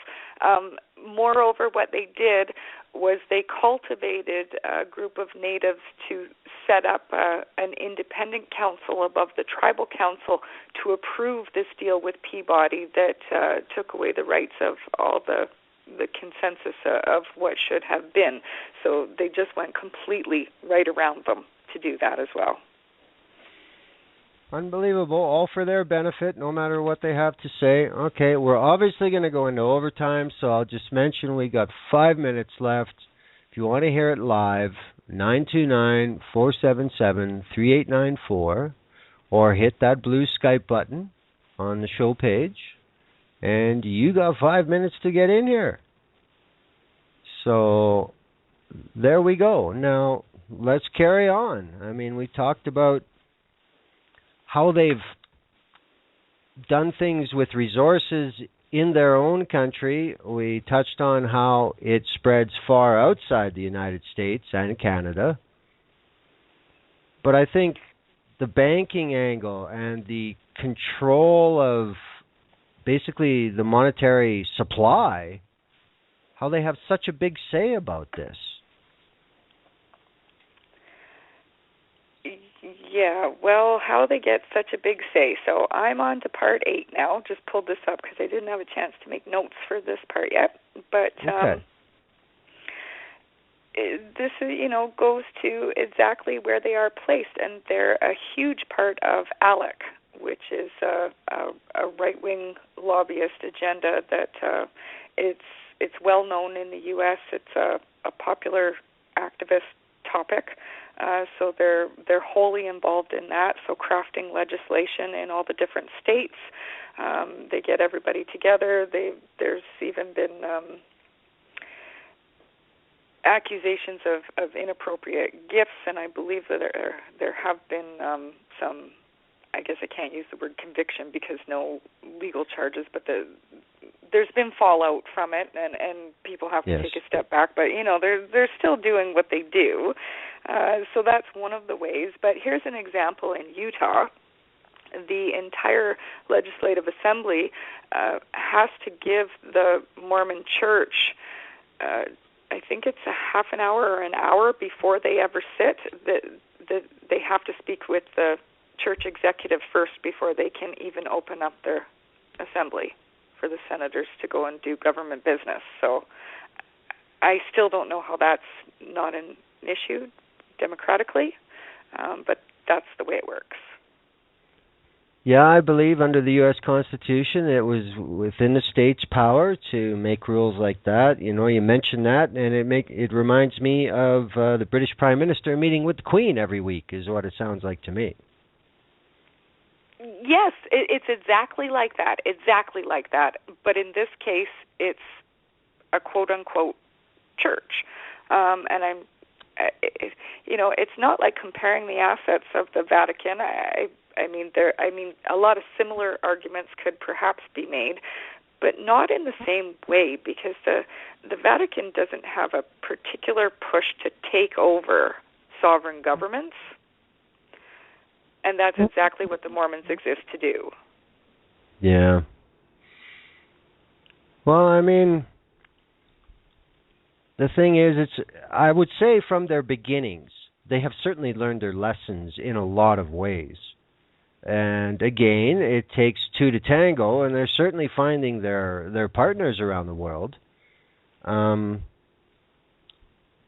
What can be done besides people just waking up for what they're doing? I don't know, but before this gets kicked off the air for everybody and they have to be called in, I just want to let everyone know that they're the largest supplier of nuclear weapons to the U.S. military, the Minuteman missile. And you'll find that in Part 8. So if you happen to make it on Twitter and follow either Glenn or myself, you'll see the links to that, and you can go check out all the information fully. But they're related to the NASA explosion of Challenger, Thiokol Chemical Company. That's some really important. They developed the Tomahawk technology, and the Manhattan Project. That was them too. Yes, the Tomahawk T-LAM cruise missile, the first one into service, was tested at the Cold Lake Weapons, or the Primrose Air Weapons Range in Alberta. Imagine that. What entity can call itself a church that is supplying nuclear weapons? I would really like that explanation. As a journalist, that's an honest question that I have. Absolutely. Again, we mentioned they get compared to Christians. Wow. That's rather Crusadian of them, I would have to say then.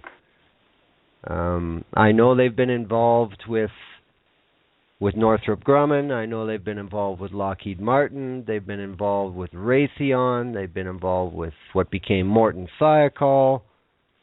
And don't forget private prisons. That's them as well. The largest company of private prisons is the Mormon Church. That is scary.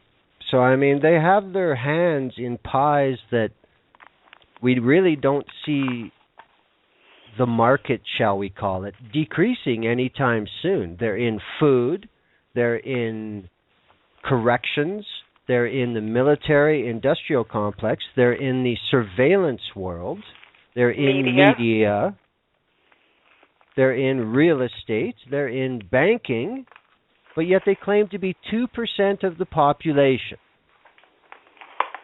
How the hell does this happen? I mean, for so few people through their history to rise to certain positions and create the future for them to only expand what that one has gotten is pretty scary, in my opinion. I mean, here's another neat little tidbit. Beef, cattle, they are the largest cattle owner in the United States, and also they're working on other countries as well, but they own more cattle than Ted Turner. And Angus, black Angus beef, they're the ones who patented that as a trademark. That's the Mormon Church. And it is hyped and branded and sold in restaurants and stores as the ultimate, and they charge accordingly. So it must be nice when you have the most stock and you can charge the most money. Interesting. And the ties to Monsanto, actually a lot of people don't even understand the history of Monsanto and its relationship to Dow Chemical, and Dow Chemical being predominantly John Huntsman, who is the main rival in religious royalty to Mitt Romney for taking the throne within the church, so to speak. But John Huntsman is often considered not right-wing enough for their principles, so that's sometimes why he has falling out with them. He's considered too moderate, but that's what his background is. That's where he comes from. So Monsanto and Dow Chemical and I think DuPont has a relationship somewhere in there too. Mm-hmm.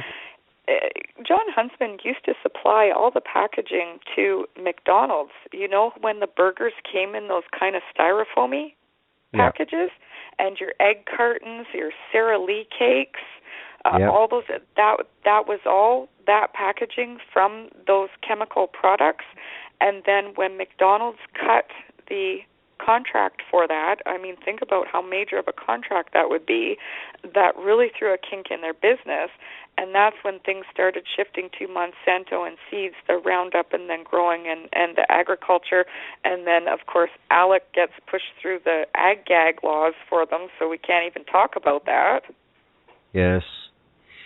Yeah, the American Legislative Exchange Council is indeed a cancer on governments south of the border and increasingly north of the border. I mean, there have been very muted admissions by certain members of provincial legislatures in Canada that ALEC has approached. ALEC, I believe, may be officially registered as a lobbyist in one or two provinces, but, you know, the registry is just for show anyway. You know, I think from a Canadian standpoint, I think people should appreciate the tie-in from Utah to specifically Alberta. You know, again, Utah is only one state of 50. It hasn't seemed to slow them down nationalizing there. And we can expect the same thing in Canada quite easily. It only makes sense. But with coal starting to face real pressure and hints of an end, what are they going to do to replace that? Or are they simply going to use their power as a banking power to get into whatever the next industry is? Are they going to be behind solar? Like, what are they going to do? I can tell you something they did do. Okay. Under the charges that came under their banking headings, they were alleged to funnel money to the Iranian atomic energy and aerospace organizations to facilitate Iran's acquisition of nuclear and missile-related weapons.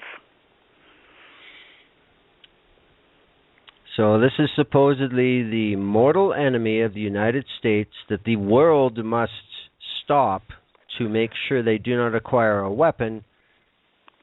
Yet we have a cult who has actively helped support that from within the United States.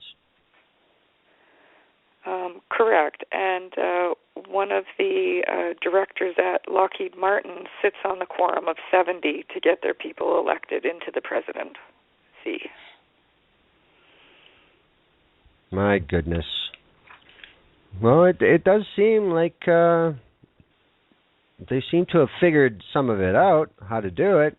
It's unfortunate. I would have to say that, as you made sure I mentioned, their holdings in media may turn out to be the most valuable they have, if not for dollar value, for information value.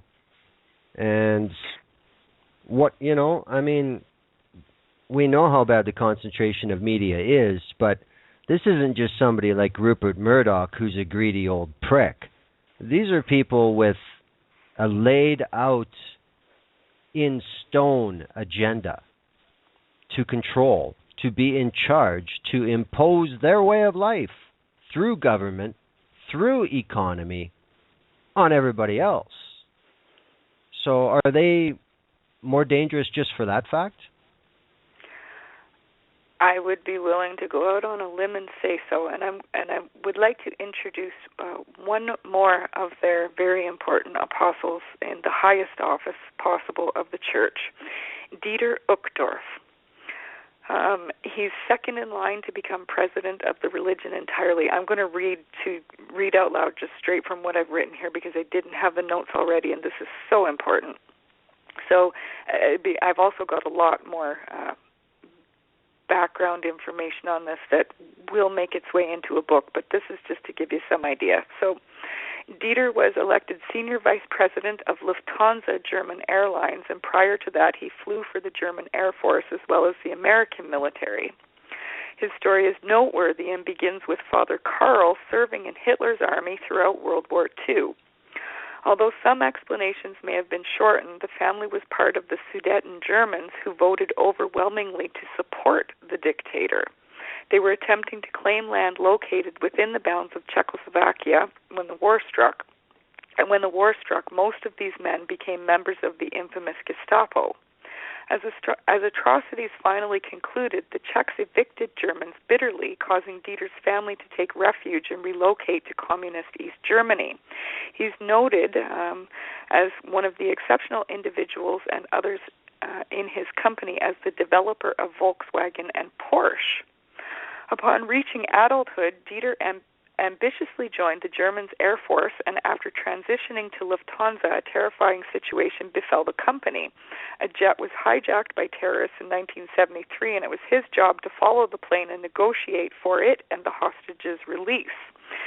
There's no mention of his duties with the U.S. Air Force, but this apostle resettled and took up life in America. He's further credited with negotiating in Germany to have the Mormon Church accepted and built in a communist regime when it was under Hitler's rule. Upon giving his name and bearing testimony to officials, the Latter-day Saints were no longer questioned, and they enjoyed free reign under Hitler. Moreover, American Mormons did attend Germany. This is absolute proof. No word of lie, no question of a doubt, none whatsoever. They documented the Jews for Hitler to gas.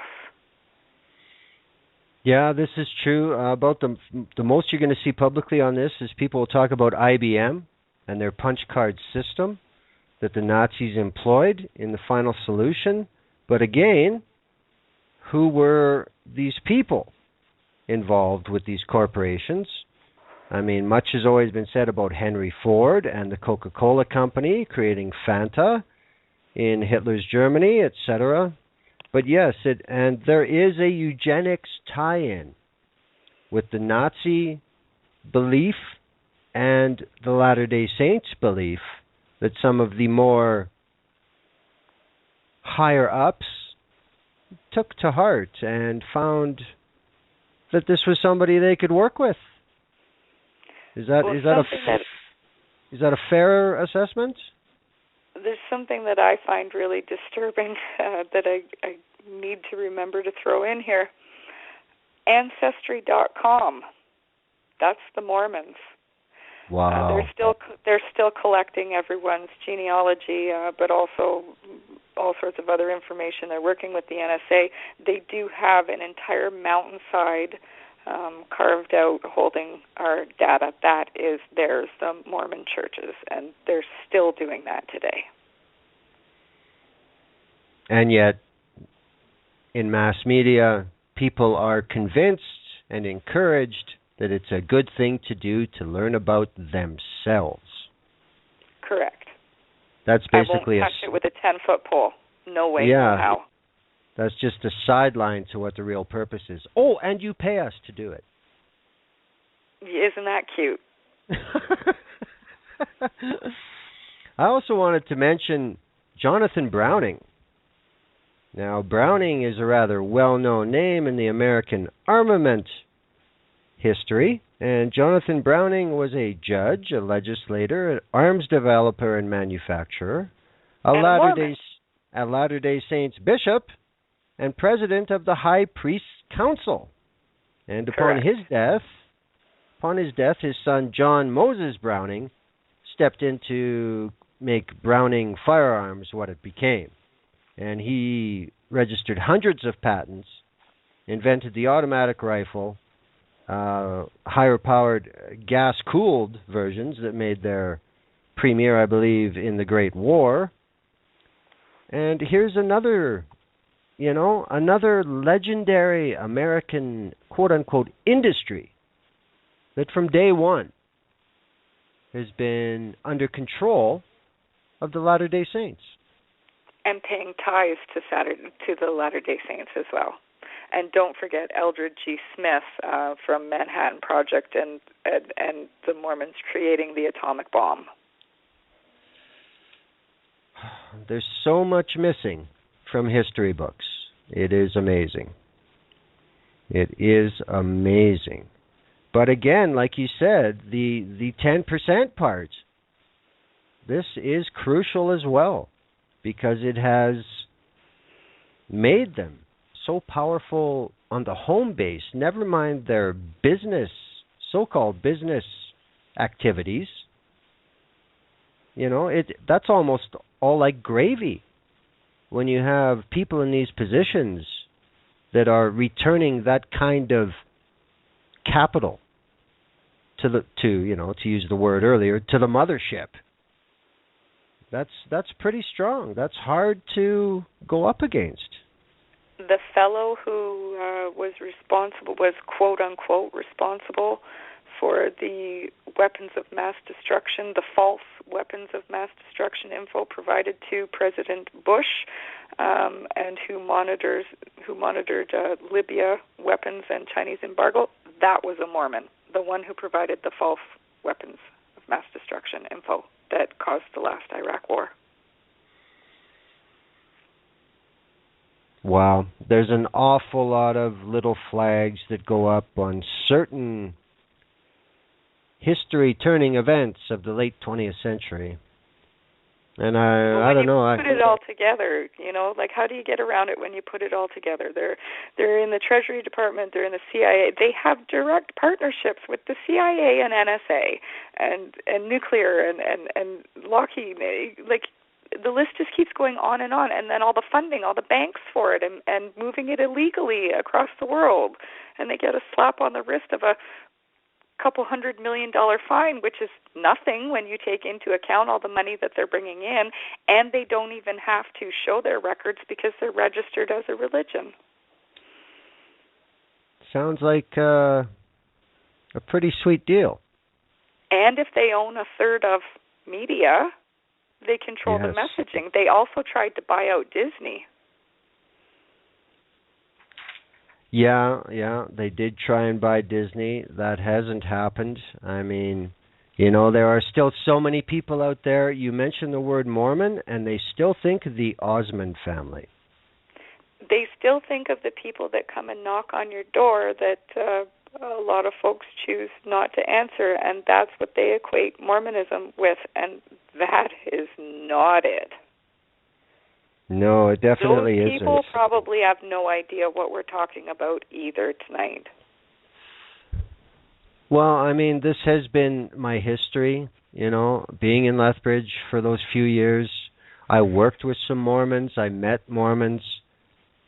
Most of them were salt of the earth. They were wonderful people, raising their family, doing their job, and going to their stake as required, but still, unless you not knew. Not knowing what their money paid into. Well, they just simply choose not to question it, That's their faith, and they are devout. But, I mean, on an everyday level with these people, they were fine people. But then, in the same place, at a different time, in different circumstance, I came across some people who are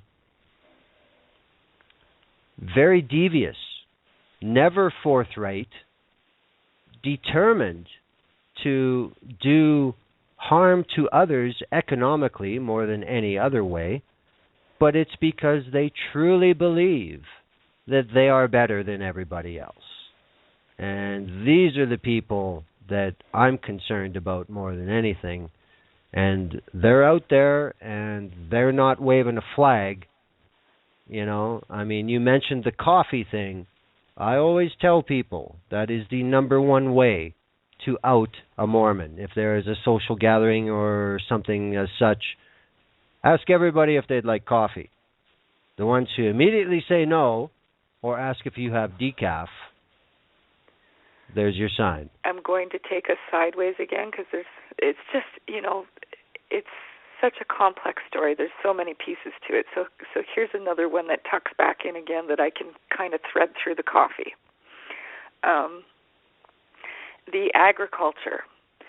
Part of how the Mormon Church is taking over agriculture is the way they do it, through that original order of Enoch.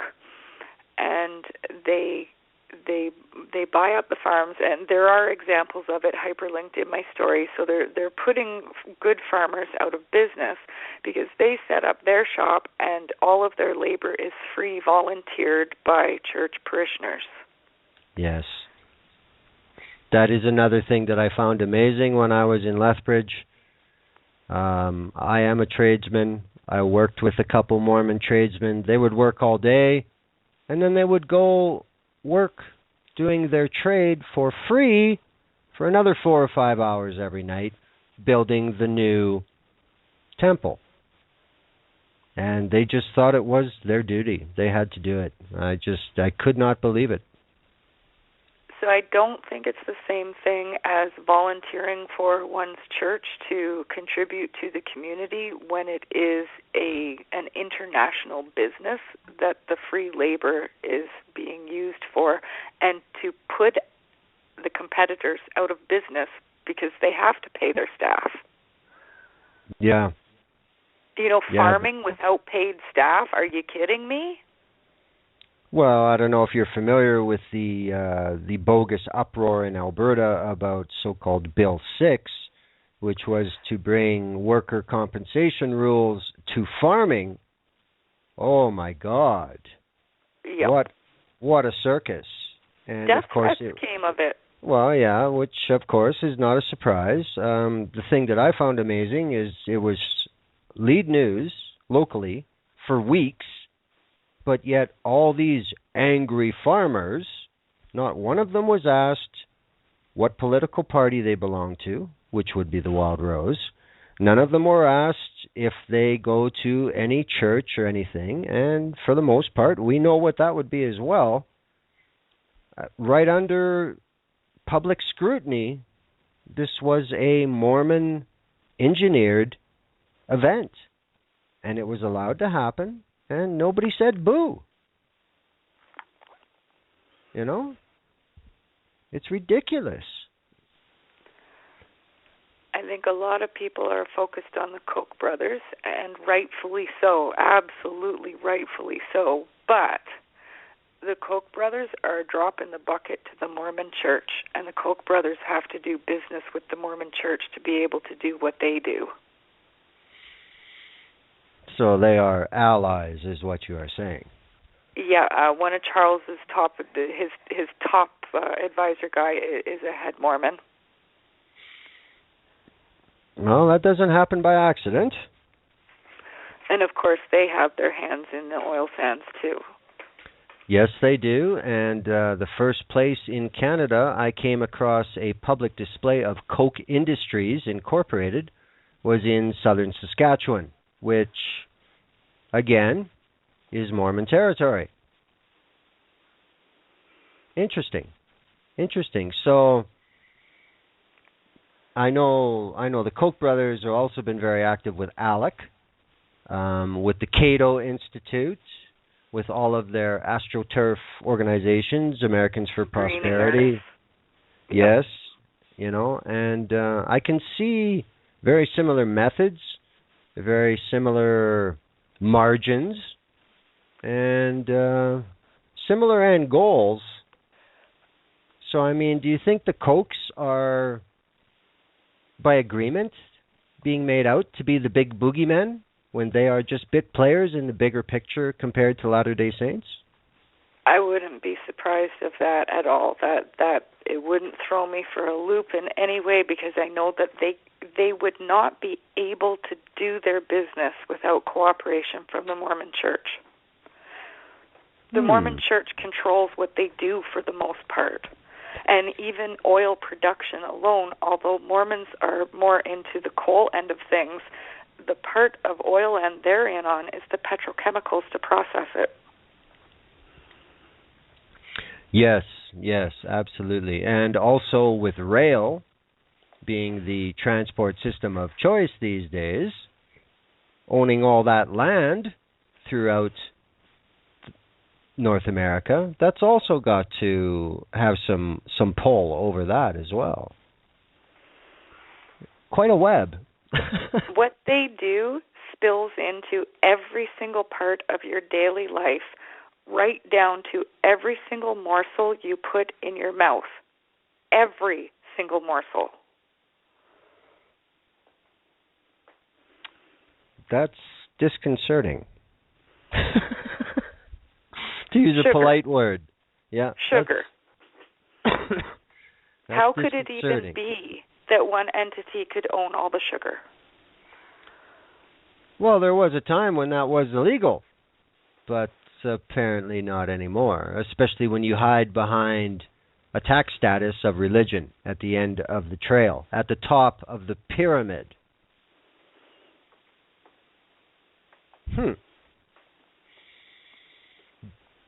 Do you see any threat of them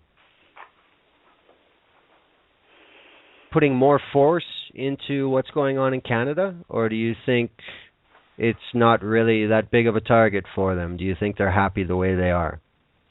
No, I think they're constantly moving in all directions. And Canada is definitely one of them. Australia and New Zealand, for that matter, too. It's not just third world countries where it's easier to move in. They have a plan. They have a plan, and it's not just America. They need, from a political perspective, they need to get elected into major places of power within the American government. But it's not just to make money there. It's for the global domination of business of all those markets. How much involvement do you see in Mormon directors in the multinational corporations that know an infinite amount more about the Trans-Pacific Partnership than a citizen of one of the 12 countries will ever know? How involved are they with TPP? They're the ones that are allowed in. You know, that's what concerns me. I mean, we're seeing protests in Australia, New Zealand, Malaysia, Thailand. The word is getting out. This is a very shitty deal for people. They're the ones crafting TPP and TTIP, the other one? Yes. Yeah. Well, that definitely proves that they never stop moving, and they are indeed interested in a global reach and global control. And I'm not sure that you would know, but I wonder if there's any connection between the Bilderberg Group and Latter-day Saints directly. Absolutely. Yeah? All you have to do is take one of those lists to the people that go. It's this easy to do, and I'll give this out. Take anybody's name and plunk it into Google, put it between quotation marks, like do a Boolean search, so put the name between quotation marks, then use a plus sign, and then put LDS for Latter-day Saints in quotation marks. And even if there is very, very, very little information about that person, if they have connection to the Mormon Church, there should be something that comes up about a mission that they did that will be listed in some former church paper, and then you can start tracing from there. Good tip. Thank you. Good tip. And that does make sense as well, because with their so-called philanthropic efforts and efforts to convert the unknowing, they do have a habit of making that very public. They're very proud of that. So, and of course going up through the ranks to pay your dues to get to your allotted spot in the pyramid, you do have to go through that. There's no escaping that. It's kind of like countries that have mandatory service in the military. It's kind of the same thing, right? No, that's exactly what it is. You have to give 2 years missionary service working for the church, and then you basically get your degree in university, and then they have the whole Rolodex of connections to hook you up with the various companies. And I think that's listed in either Part 7 or Part 8 of what I've posted. A good picture of what that Rolodex looks like and which companies. Like, you'd just be absolutely mind blown. It's everything you can possibly imagine, straight up to eBay. Yeah, and Google. And everything. Well, for 2% of the population, something ain't right. Yeah. But again, they've always had this idea, this mindset from the very beginning. From their beginnings, they were very clunky at it, not that good at it, but things have certainly changed. And I think they've been very adept at using wars and other turning events of human history, as we know it, modern history, to advance. Yeah, they went from Scorched Earth and Kirtland Safety Society to Iran-Contra affair, weapons of mass destruction, and Minuteman missiles. And the Federal Reserve. Setting monetary policy, and if there is quantitative easing. Yeah, I guess old Joseph would have to be not disappointed at this point, we'll say. Not too bad for religious folk magic and a top hat and a necromancer in 1827. And some decoder rocks in a hat. Yep. Wow. That even blows away the Rockefeller story, with David Rockefeller's father actually selling what he called snake oil. So, that blows away even the Rockefellers and Standard Oil and ExxonMobil. That is something else. And yet, as you have demonstrated, this is a very small gene pool at the top of this pyramid, and it's going to stay that way. Is that correct? Absolutely. The only way to do anything about it would be to investigate the church, and then you'll have a whack of constitutional arguments in protecting religion, and they have their Supreme Court justices very well in place already. I don't think it's possible, but at least I would hope that the U.S. government would start doing a better job on the banking and money laundering and weapons. And I really think that question about 9/11 and the flight school does need to be answered. I'm not saying I know the answer, but it needs an answer. Yeah, what you are saying are the circumstances warrant the questions being asked, and they deserve to be answered. Correct. I'm not trying to set off conspiracy theorist alarms, anything like that. These are facts, and they don't look very nice on the surface. They need some answers, and nobody wants to answer them, which is what makes it worse. Yeah, the logic dictates that is not a calming response to the questions, where it's just, never mind, we're not going to ask that. But it's not a natural response. Yeah, this is true. But for example, in modern America, there is no such thing as an honest politician anymore. If there is, you're never going to hear about them. They'll never get media because they don't sell. They're not the message. You know, I'm convinced that this whole program that's gone on since maybe Eisenhower of desensitizing the public to despicable behavior, illegal behavior by people who traditionally they believe are above them station in life. And if you can make those people forgivable, then the people themselves think they can be more lawless and, hey, we're just all having a good time. Meanwhile, the vaults continue to fill. And when Eisenhower was on his way out, what did he have to say about the military-industrial complex? Absolutely. Ike was right. And then what happened to JFK when he wrote the executive order for banking and protecting central banking and related to the Federal Reserve? Yes, indeed. A week later, he was shot.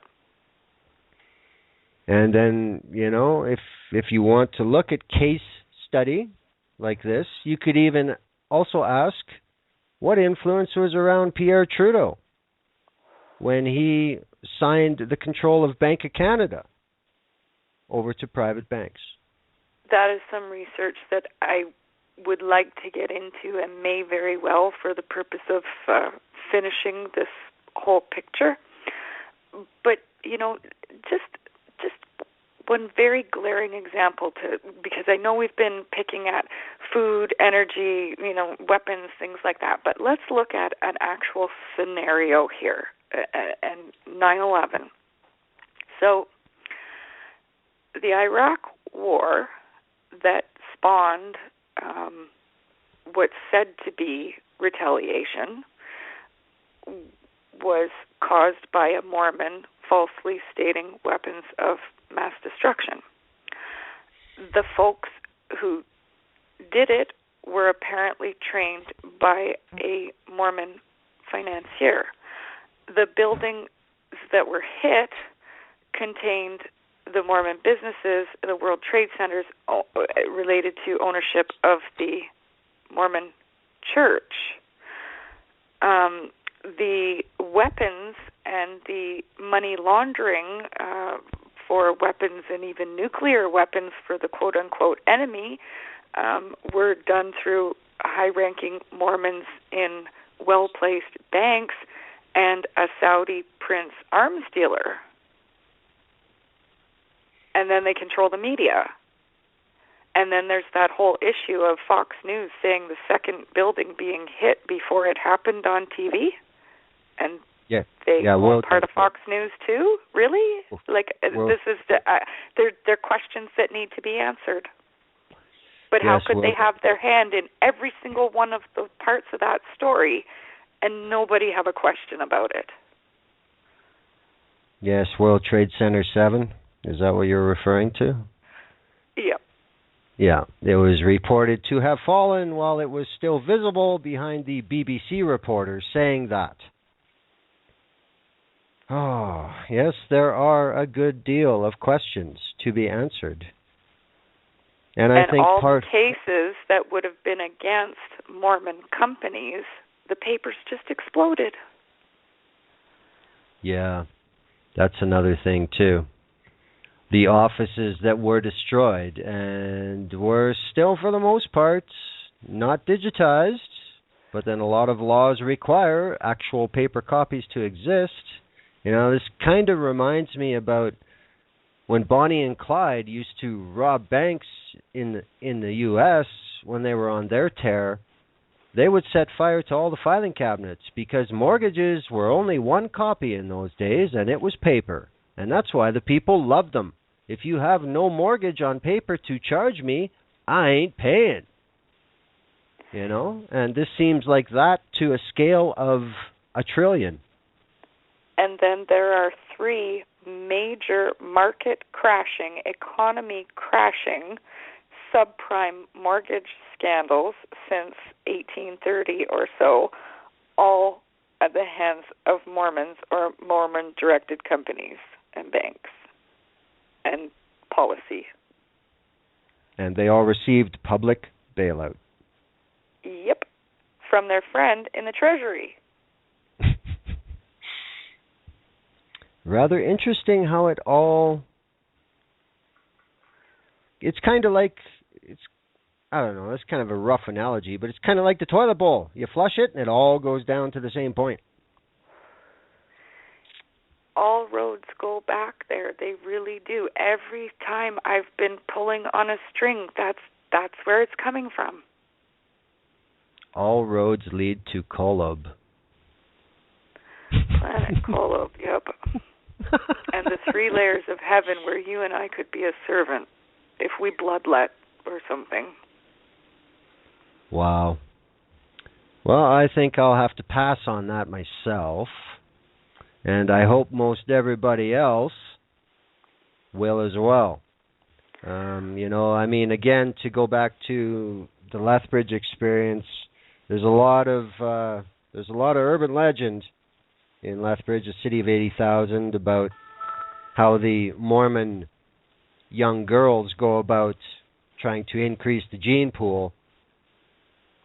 I don't know, anybody who calls this a religion without being part of the cult, I'm sorry, I have to say you're misinformed. 100%. I regret to offend devout Mormons who truly believe in their faith and have no idea whatsoever of the business dealings of their church. I feel really bad for making them uncomfortable. And with that said, I can only hope that the truth sets people free and that they'll start looking at things and asking questions and to make sure that whatever their beliefs are solid. I agree. Again, as I said, I've met some Mormons who are fine people. Absolutely fine. Wonderful, humanistic. Give you the shirt off their back, yep. Yes, absolutely. Absolutely. And never be imposing on anyone else, never be forceful with anyone else. True citizens of the earth.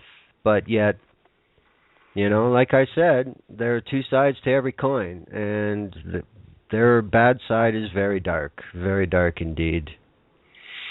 I see that everybody else who has phoned in to listen live is probably sitting there with their jaw on the table. Nobody has dared to press 1. I can understand why, I thought I knew a little bit about the Latter-day Saints, and I do, but it is 1 page in a tome. Like we discussed, this 8-part series has so much information in it, and yet you said to me that, this isn't even close to all of it. Not even close. Not even close. It's just the major themes.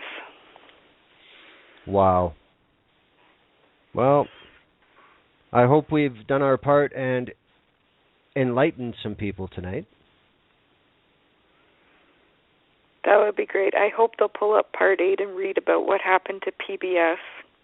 There was a big brouhaha about that during the last presidential election and their funding and what they were doing, whatever. But it was a Mormon sitting on the board of them that even threatened to get rid of Sesame Street. That's what happened to Sesame Street, was the Mormons, because it was too liberal. Yes, the PBS had the gall to actually do an investigative series on the Mormon Church. A great one, in fact. Yes, very well done, as most everything they do. And that's the price they paid for it. Yep. It makes me... No, go ahead. They brought in Dallin Oaks, like the church's big guns. He's one of the apostles and also Supreme Court Justice. Yes. That's who they got onto the board to silence them and to take away their funding. Yeah. And it kind of makes me wonder about what's been happening to the CBC for the last 5 or 6 years as well. But that's just speculation. Who knows? Yeah, Who knows? it's speculation, and I have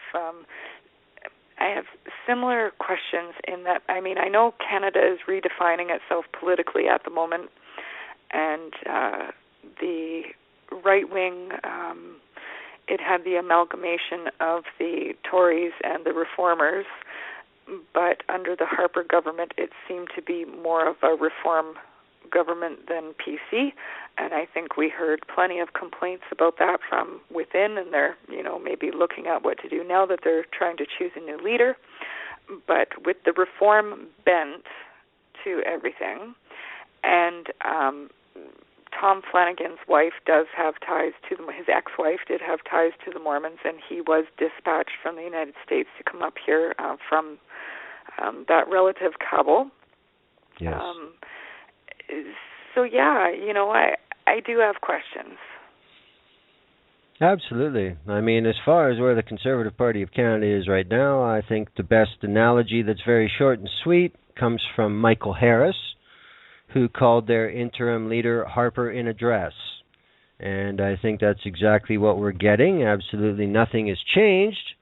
And from my experience inside political parties, that is a very Mormon mindset. We ain't changing. They're fucked, not us. Keep at it. So... Do you want to know what's held me up a little bit on the Canadian end of investigating things? What's that? Right now I'm at a brick wall. It's not... If it is a brick wall, I'll find some kind of dynamite to get through it or another way around it, but it's what I'm staring at currently. So in researching Tom Flanagan and his U.S. ties and him coming here and his influences that caused him to do that, there are great archives at the University of Calgary, and I tried to order them, and they've all been denied. But they are yet still... I can't touch any of his info. It's there, and it's all being protected. He will not let it go. He's holding a veto over that. But yet it is supposedly available for the public? Correct. I even know the box numbers that I want, but I'm not allowed to see it. Very interesting. Yes, I could see where that one may take a little time. I'm going to have to get a little more creative. Think on that one. This is true, but I mean, you never know what's going to happen tomorrow. I mean, the party is certainly not going to get back to exactly what they were. You never know who may cross the street from that organization. Well, I think that it needs to be watched very closely right now, and I can tell you that Flanagan took both Preston Manning and Stephen Harper to Germany when he was grooming them to become leaders, to school them on some things, but I am not allowed any of the info on those trips, even though it does exist. And I can say that Rona, I should call her Rona, but I'm used to calling her Rona Ambrose. Sorry. No, I have a way around that. Simply call her Ron A. Ambrose. I try not to be disrespectful about people's names, but I have a bee in my bonnet over Ms. Ambrose at the current time. I can flatly admit that. And she is so deeply tied to Canadian defense and surveillance and private surveillance of Canadians. So there's that. Yes, she is. And her riding west of Edmonton has a visible Mormon population. I know for a fact that a lot of the ground forces that have been with Rana since her first election are members of LDS. And I don't think that's any coincidence either. If anybody listening has any info on who's grooming and managing and guiding her right now, that might prove to be helpful. And just another hint about her riding, this weekend a couple proteges of Joel Osteen will be there again. Oh, really? Yes, the second time in about 3 months. Mormon Central. Encouraging people to stop on by and pick up our book. Maybe not. But hey, I mean... he's a big part of the PR spin for the Mormon Church, big time. Yeah. So, I mean, it is alive, it is active, it's just not advertised exactly as is, what the hell is anymore. But, like you said, I understand it now. I mean, they never stop. And they always want more and a new place and a new prize. I guess a new golden plate, we can call it. Competitive cooperative capitalism, ACA socialism for CEOs, under the premise of a rather bastardized version of capitalism. It still depends on constant growth. Yeah, I think as far as MIT is concerned, the term vulture capitalist certainly fits. And I think the church quite benefits from disaster capitalism as well. Oh, indeed. I mean, there's two sides to that industry. You create it, then you, quote-unquote, fix it. Iraq, I mean... There you go. Yes, Iraq. Weapons of mass destruction, wipe it out, now rebuild it, and yep.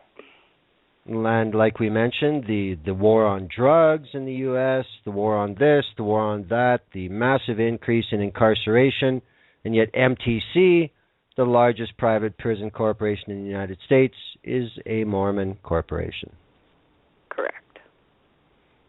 And it also has the greatest problems with security. Looking after the inmates, the security, and them getting free. There have been occasions where some got free and committed mass murders upon breaking out. Yes, I believe it was Arizona, where a review was done, and they were told, you guys are going to clean it up right now, or we're canceling your contracts effective immediately. And they did. They complied. Again, skimming, more money, greed.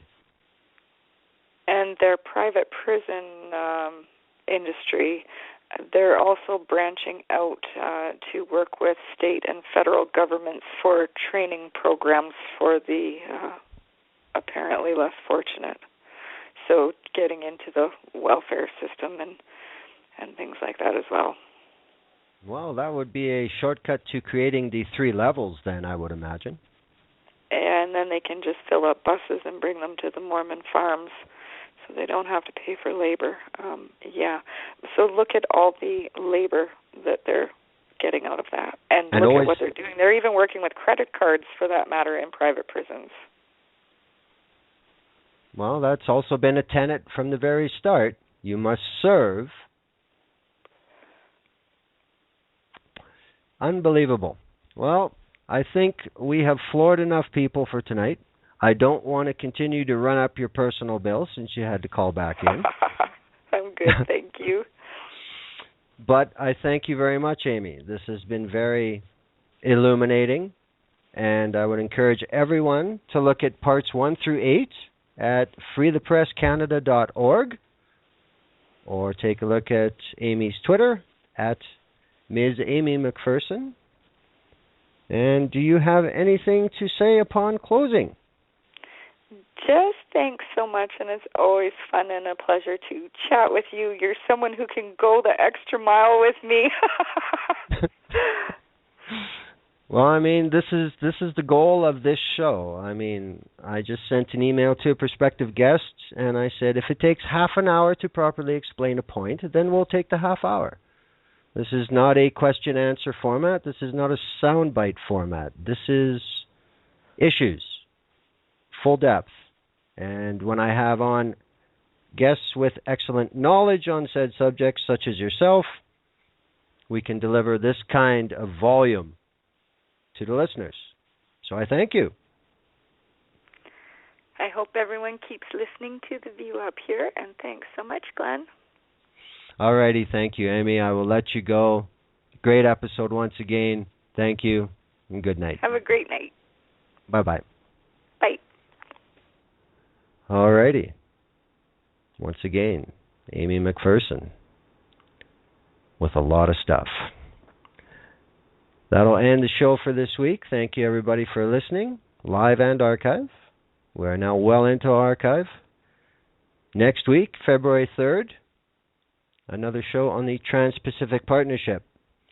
Minister Freeland has said she will sign the agreement on February 4th in New Zealand with apparently the other 11 partners. My scheduled guest will be Megan Solly from openmedia.ca. We'll discuss their program against TPP, how people can get involved, and Open Media is an international organization. We'll also have some information on the protests going on elsewhere in the world. So thank you very much, everybody, and we'll see you next week on The View Up Here. Good night.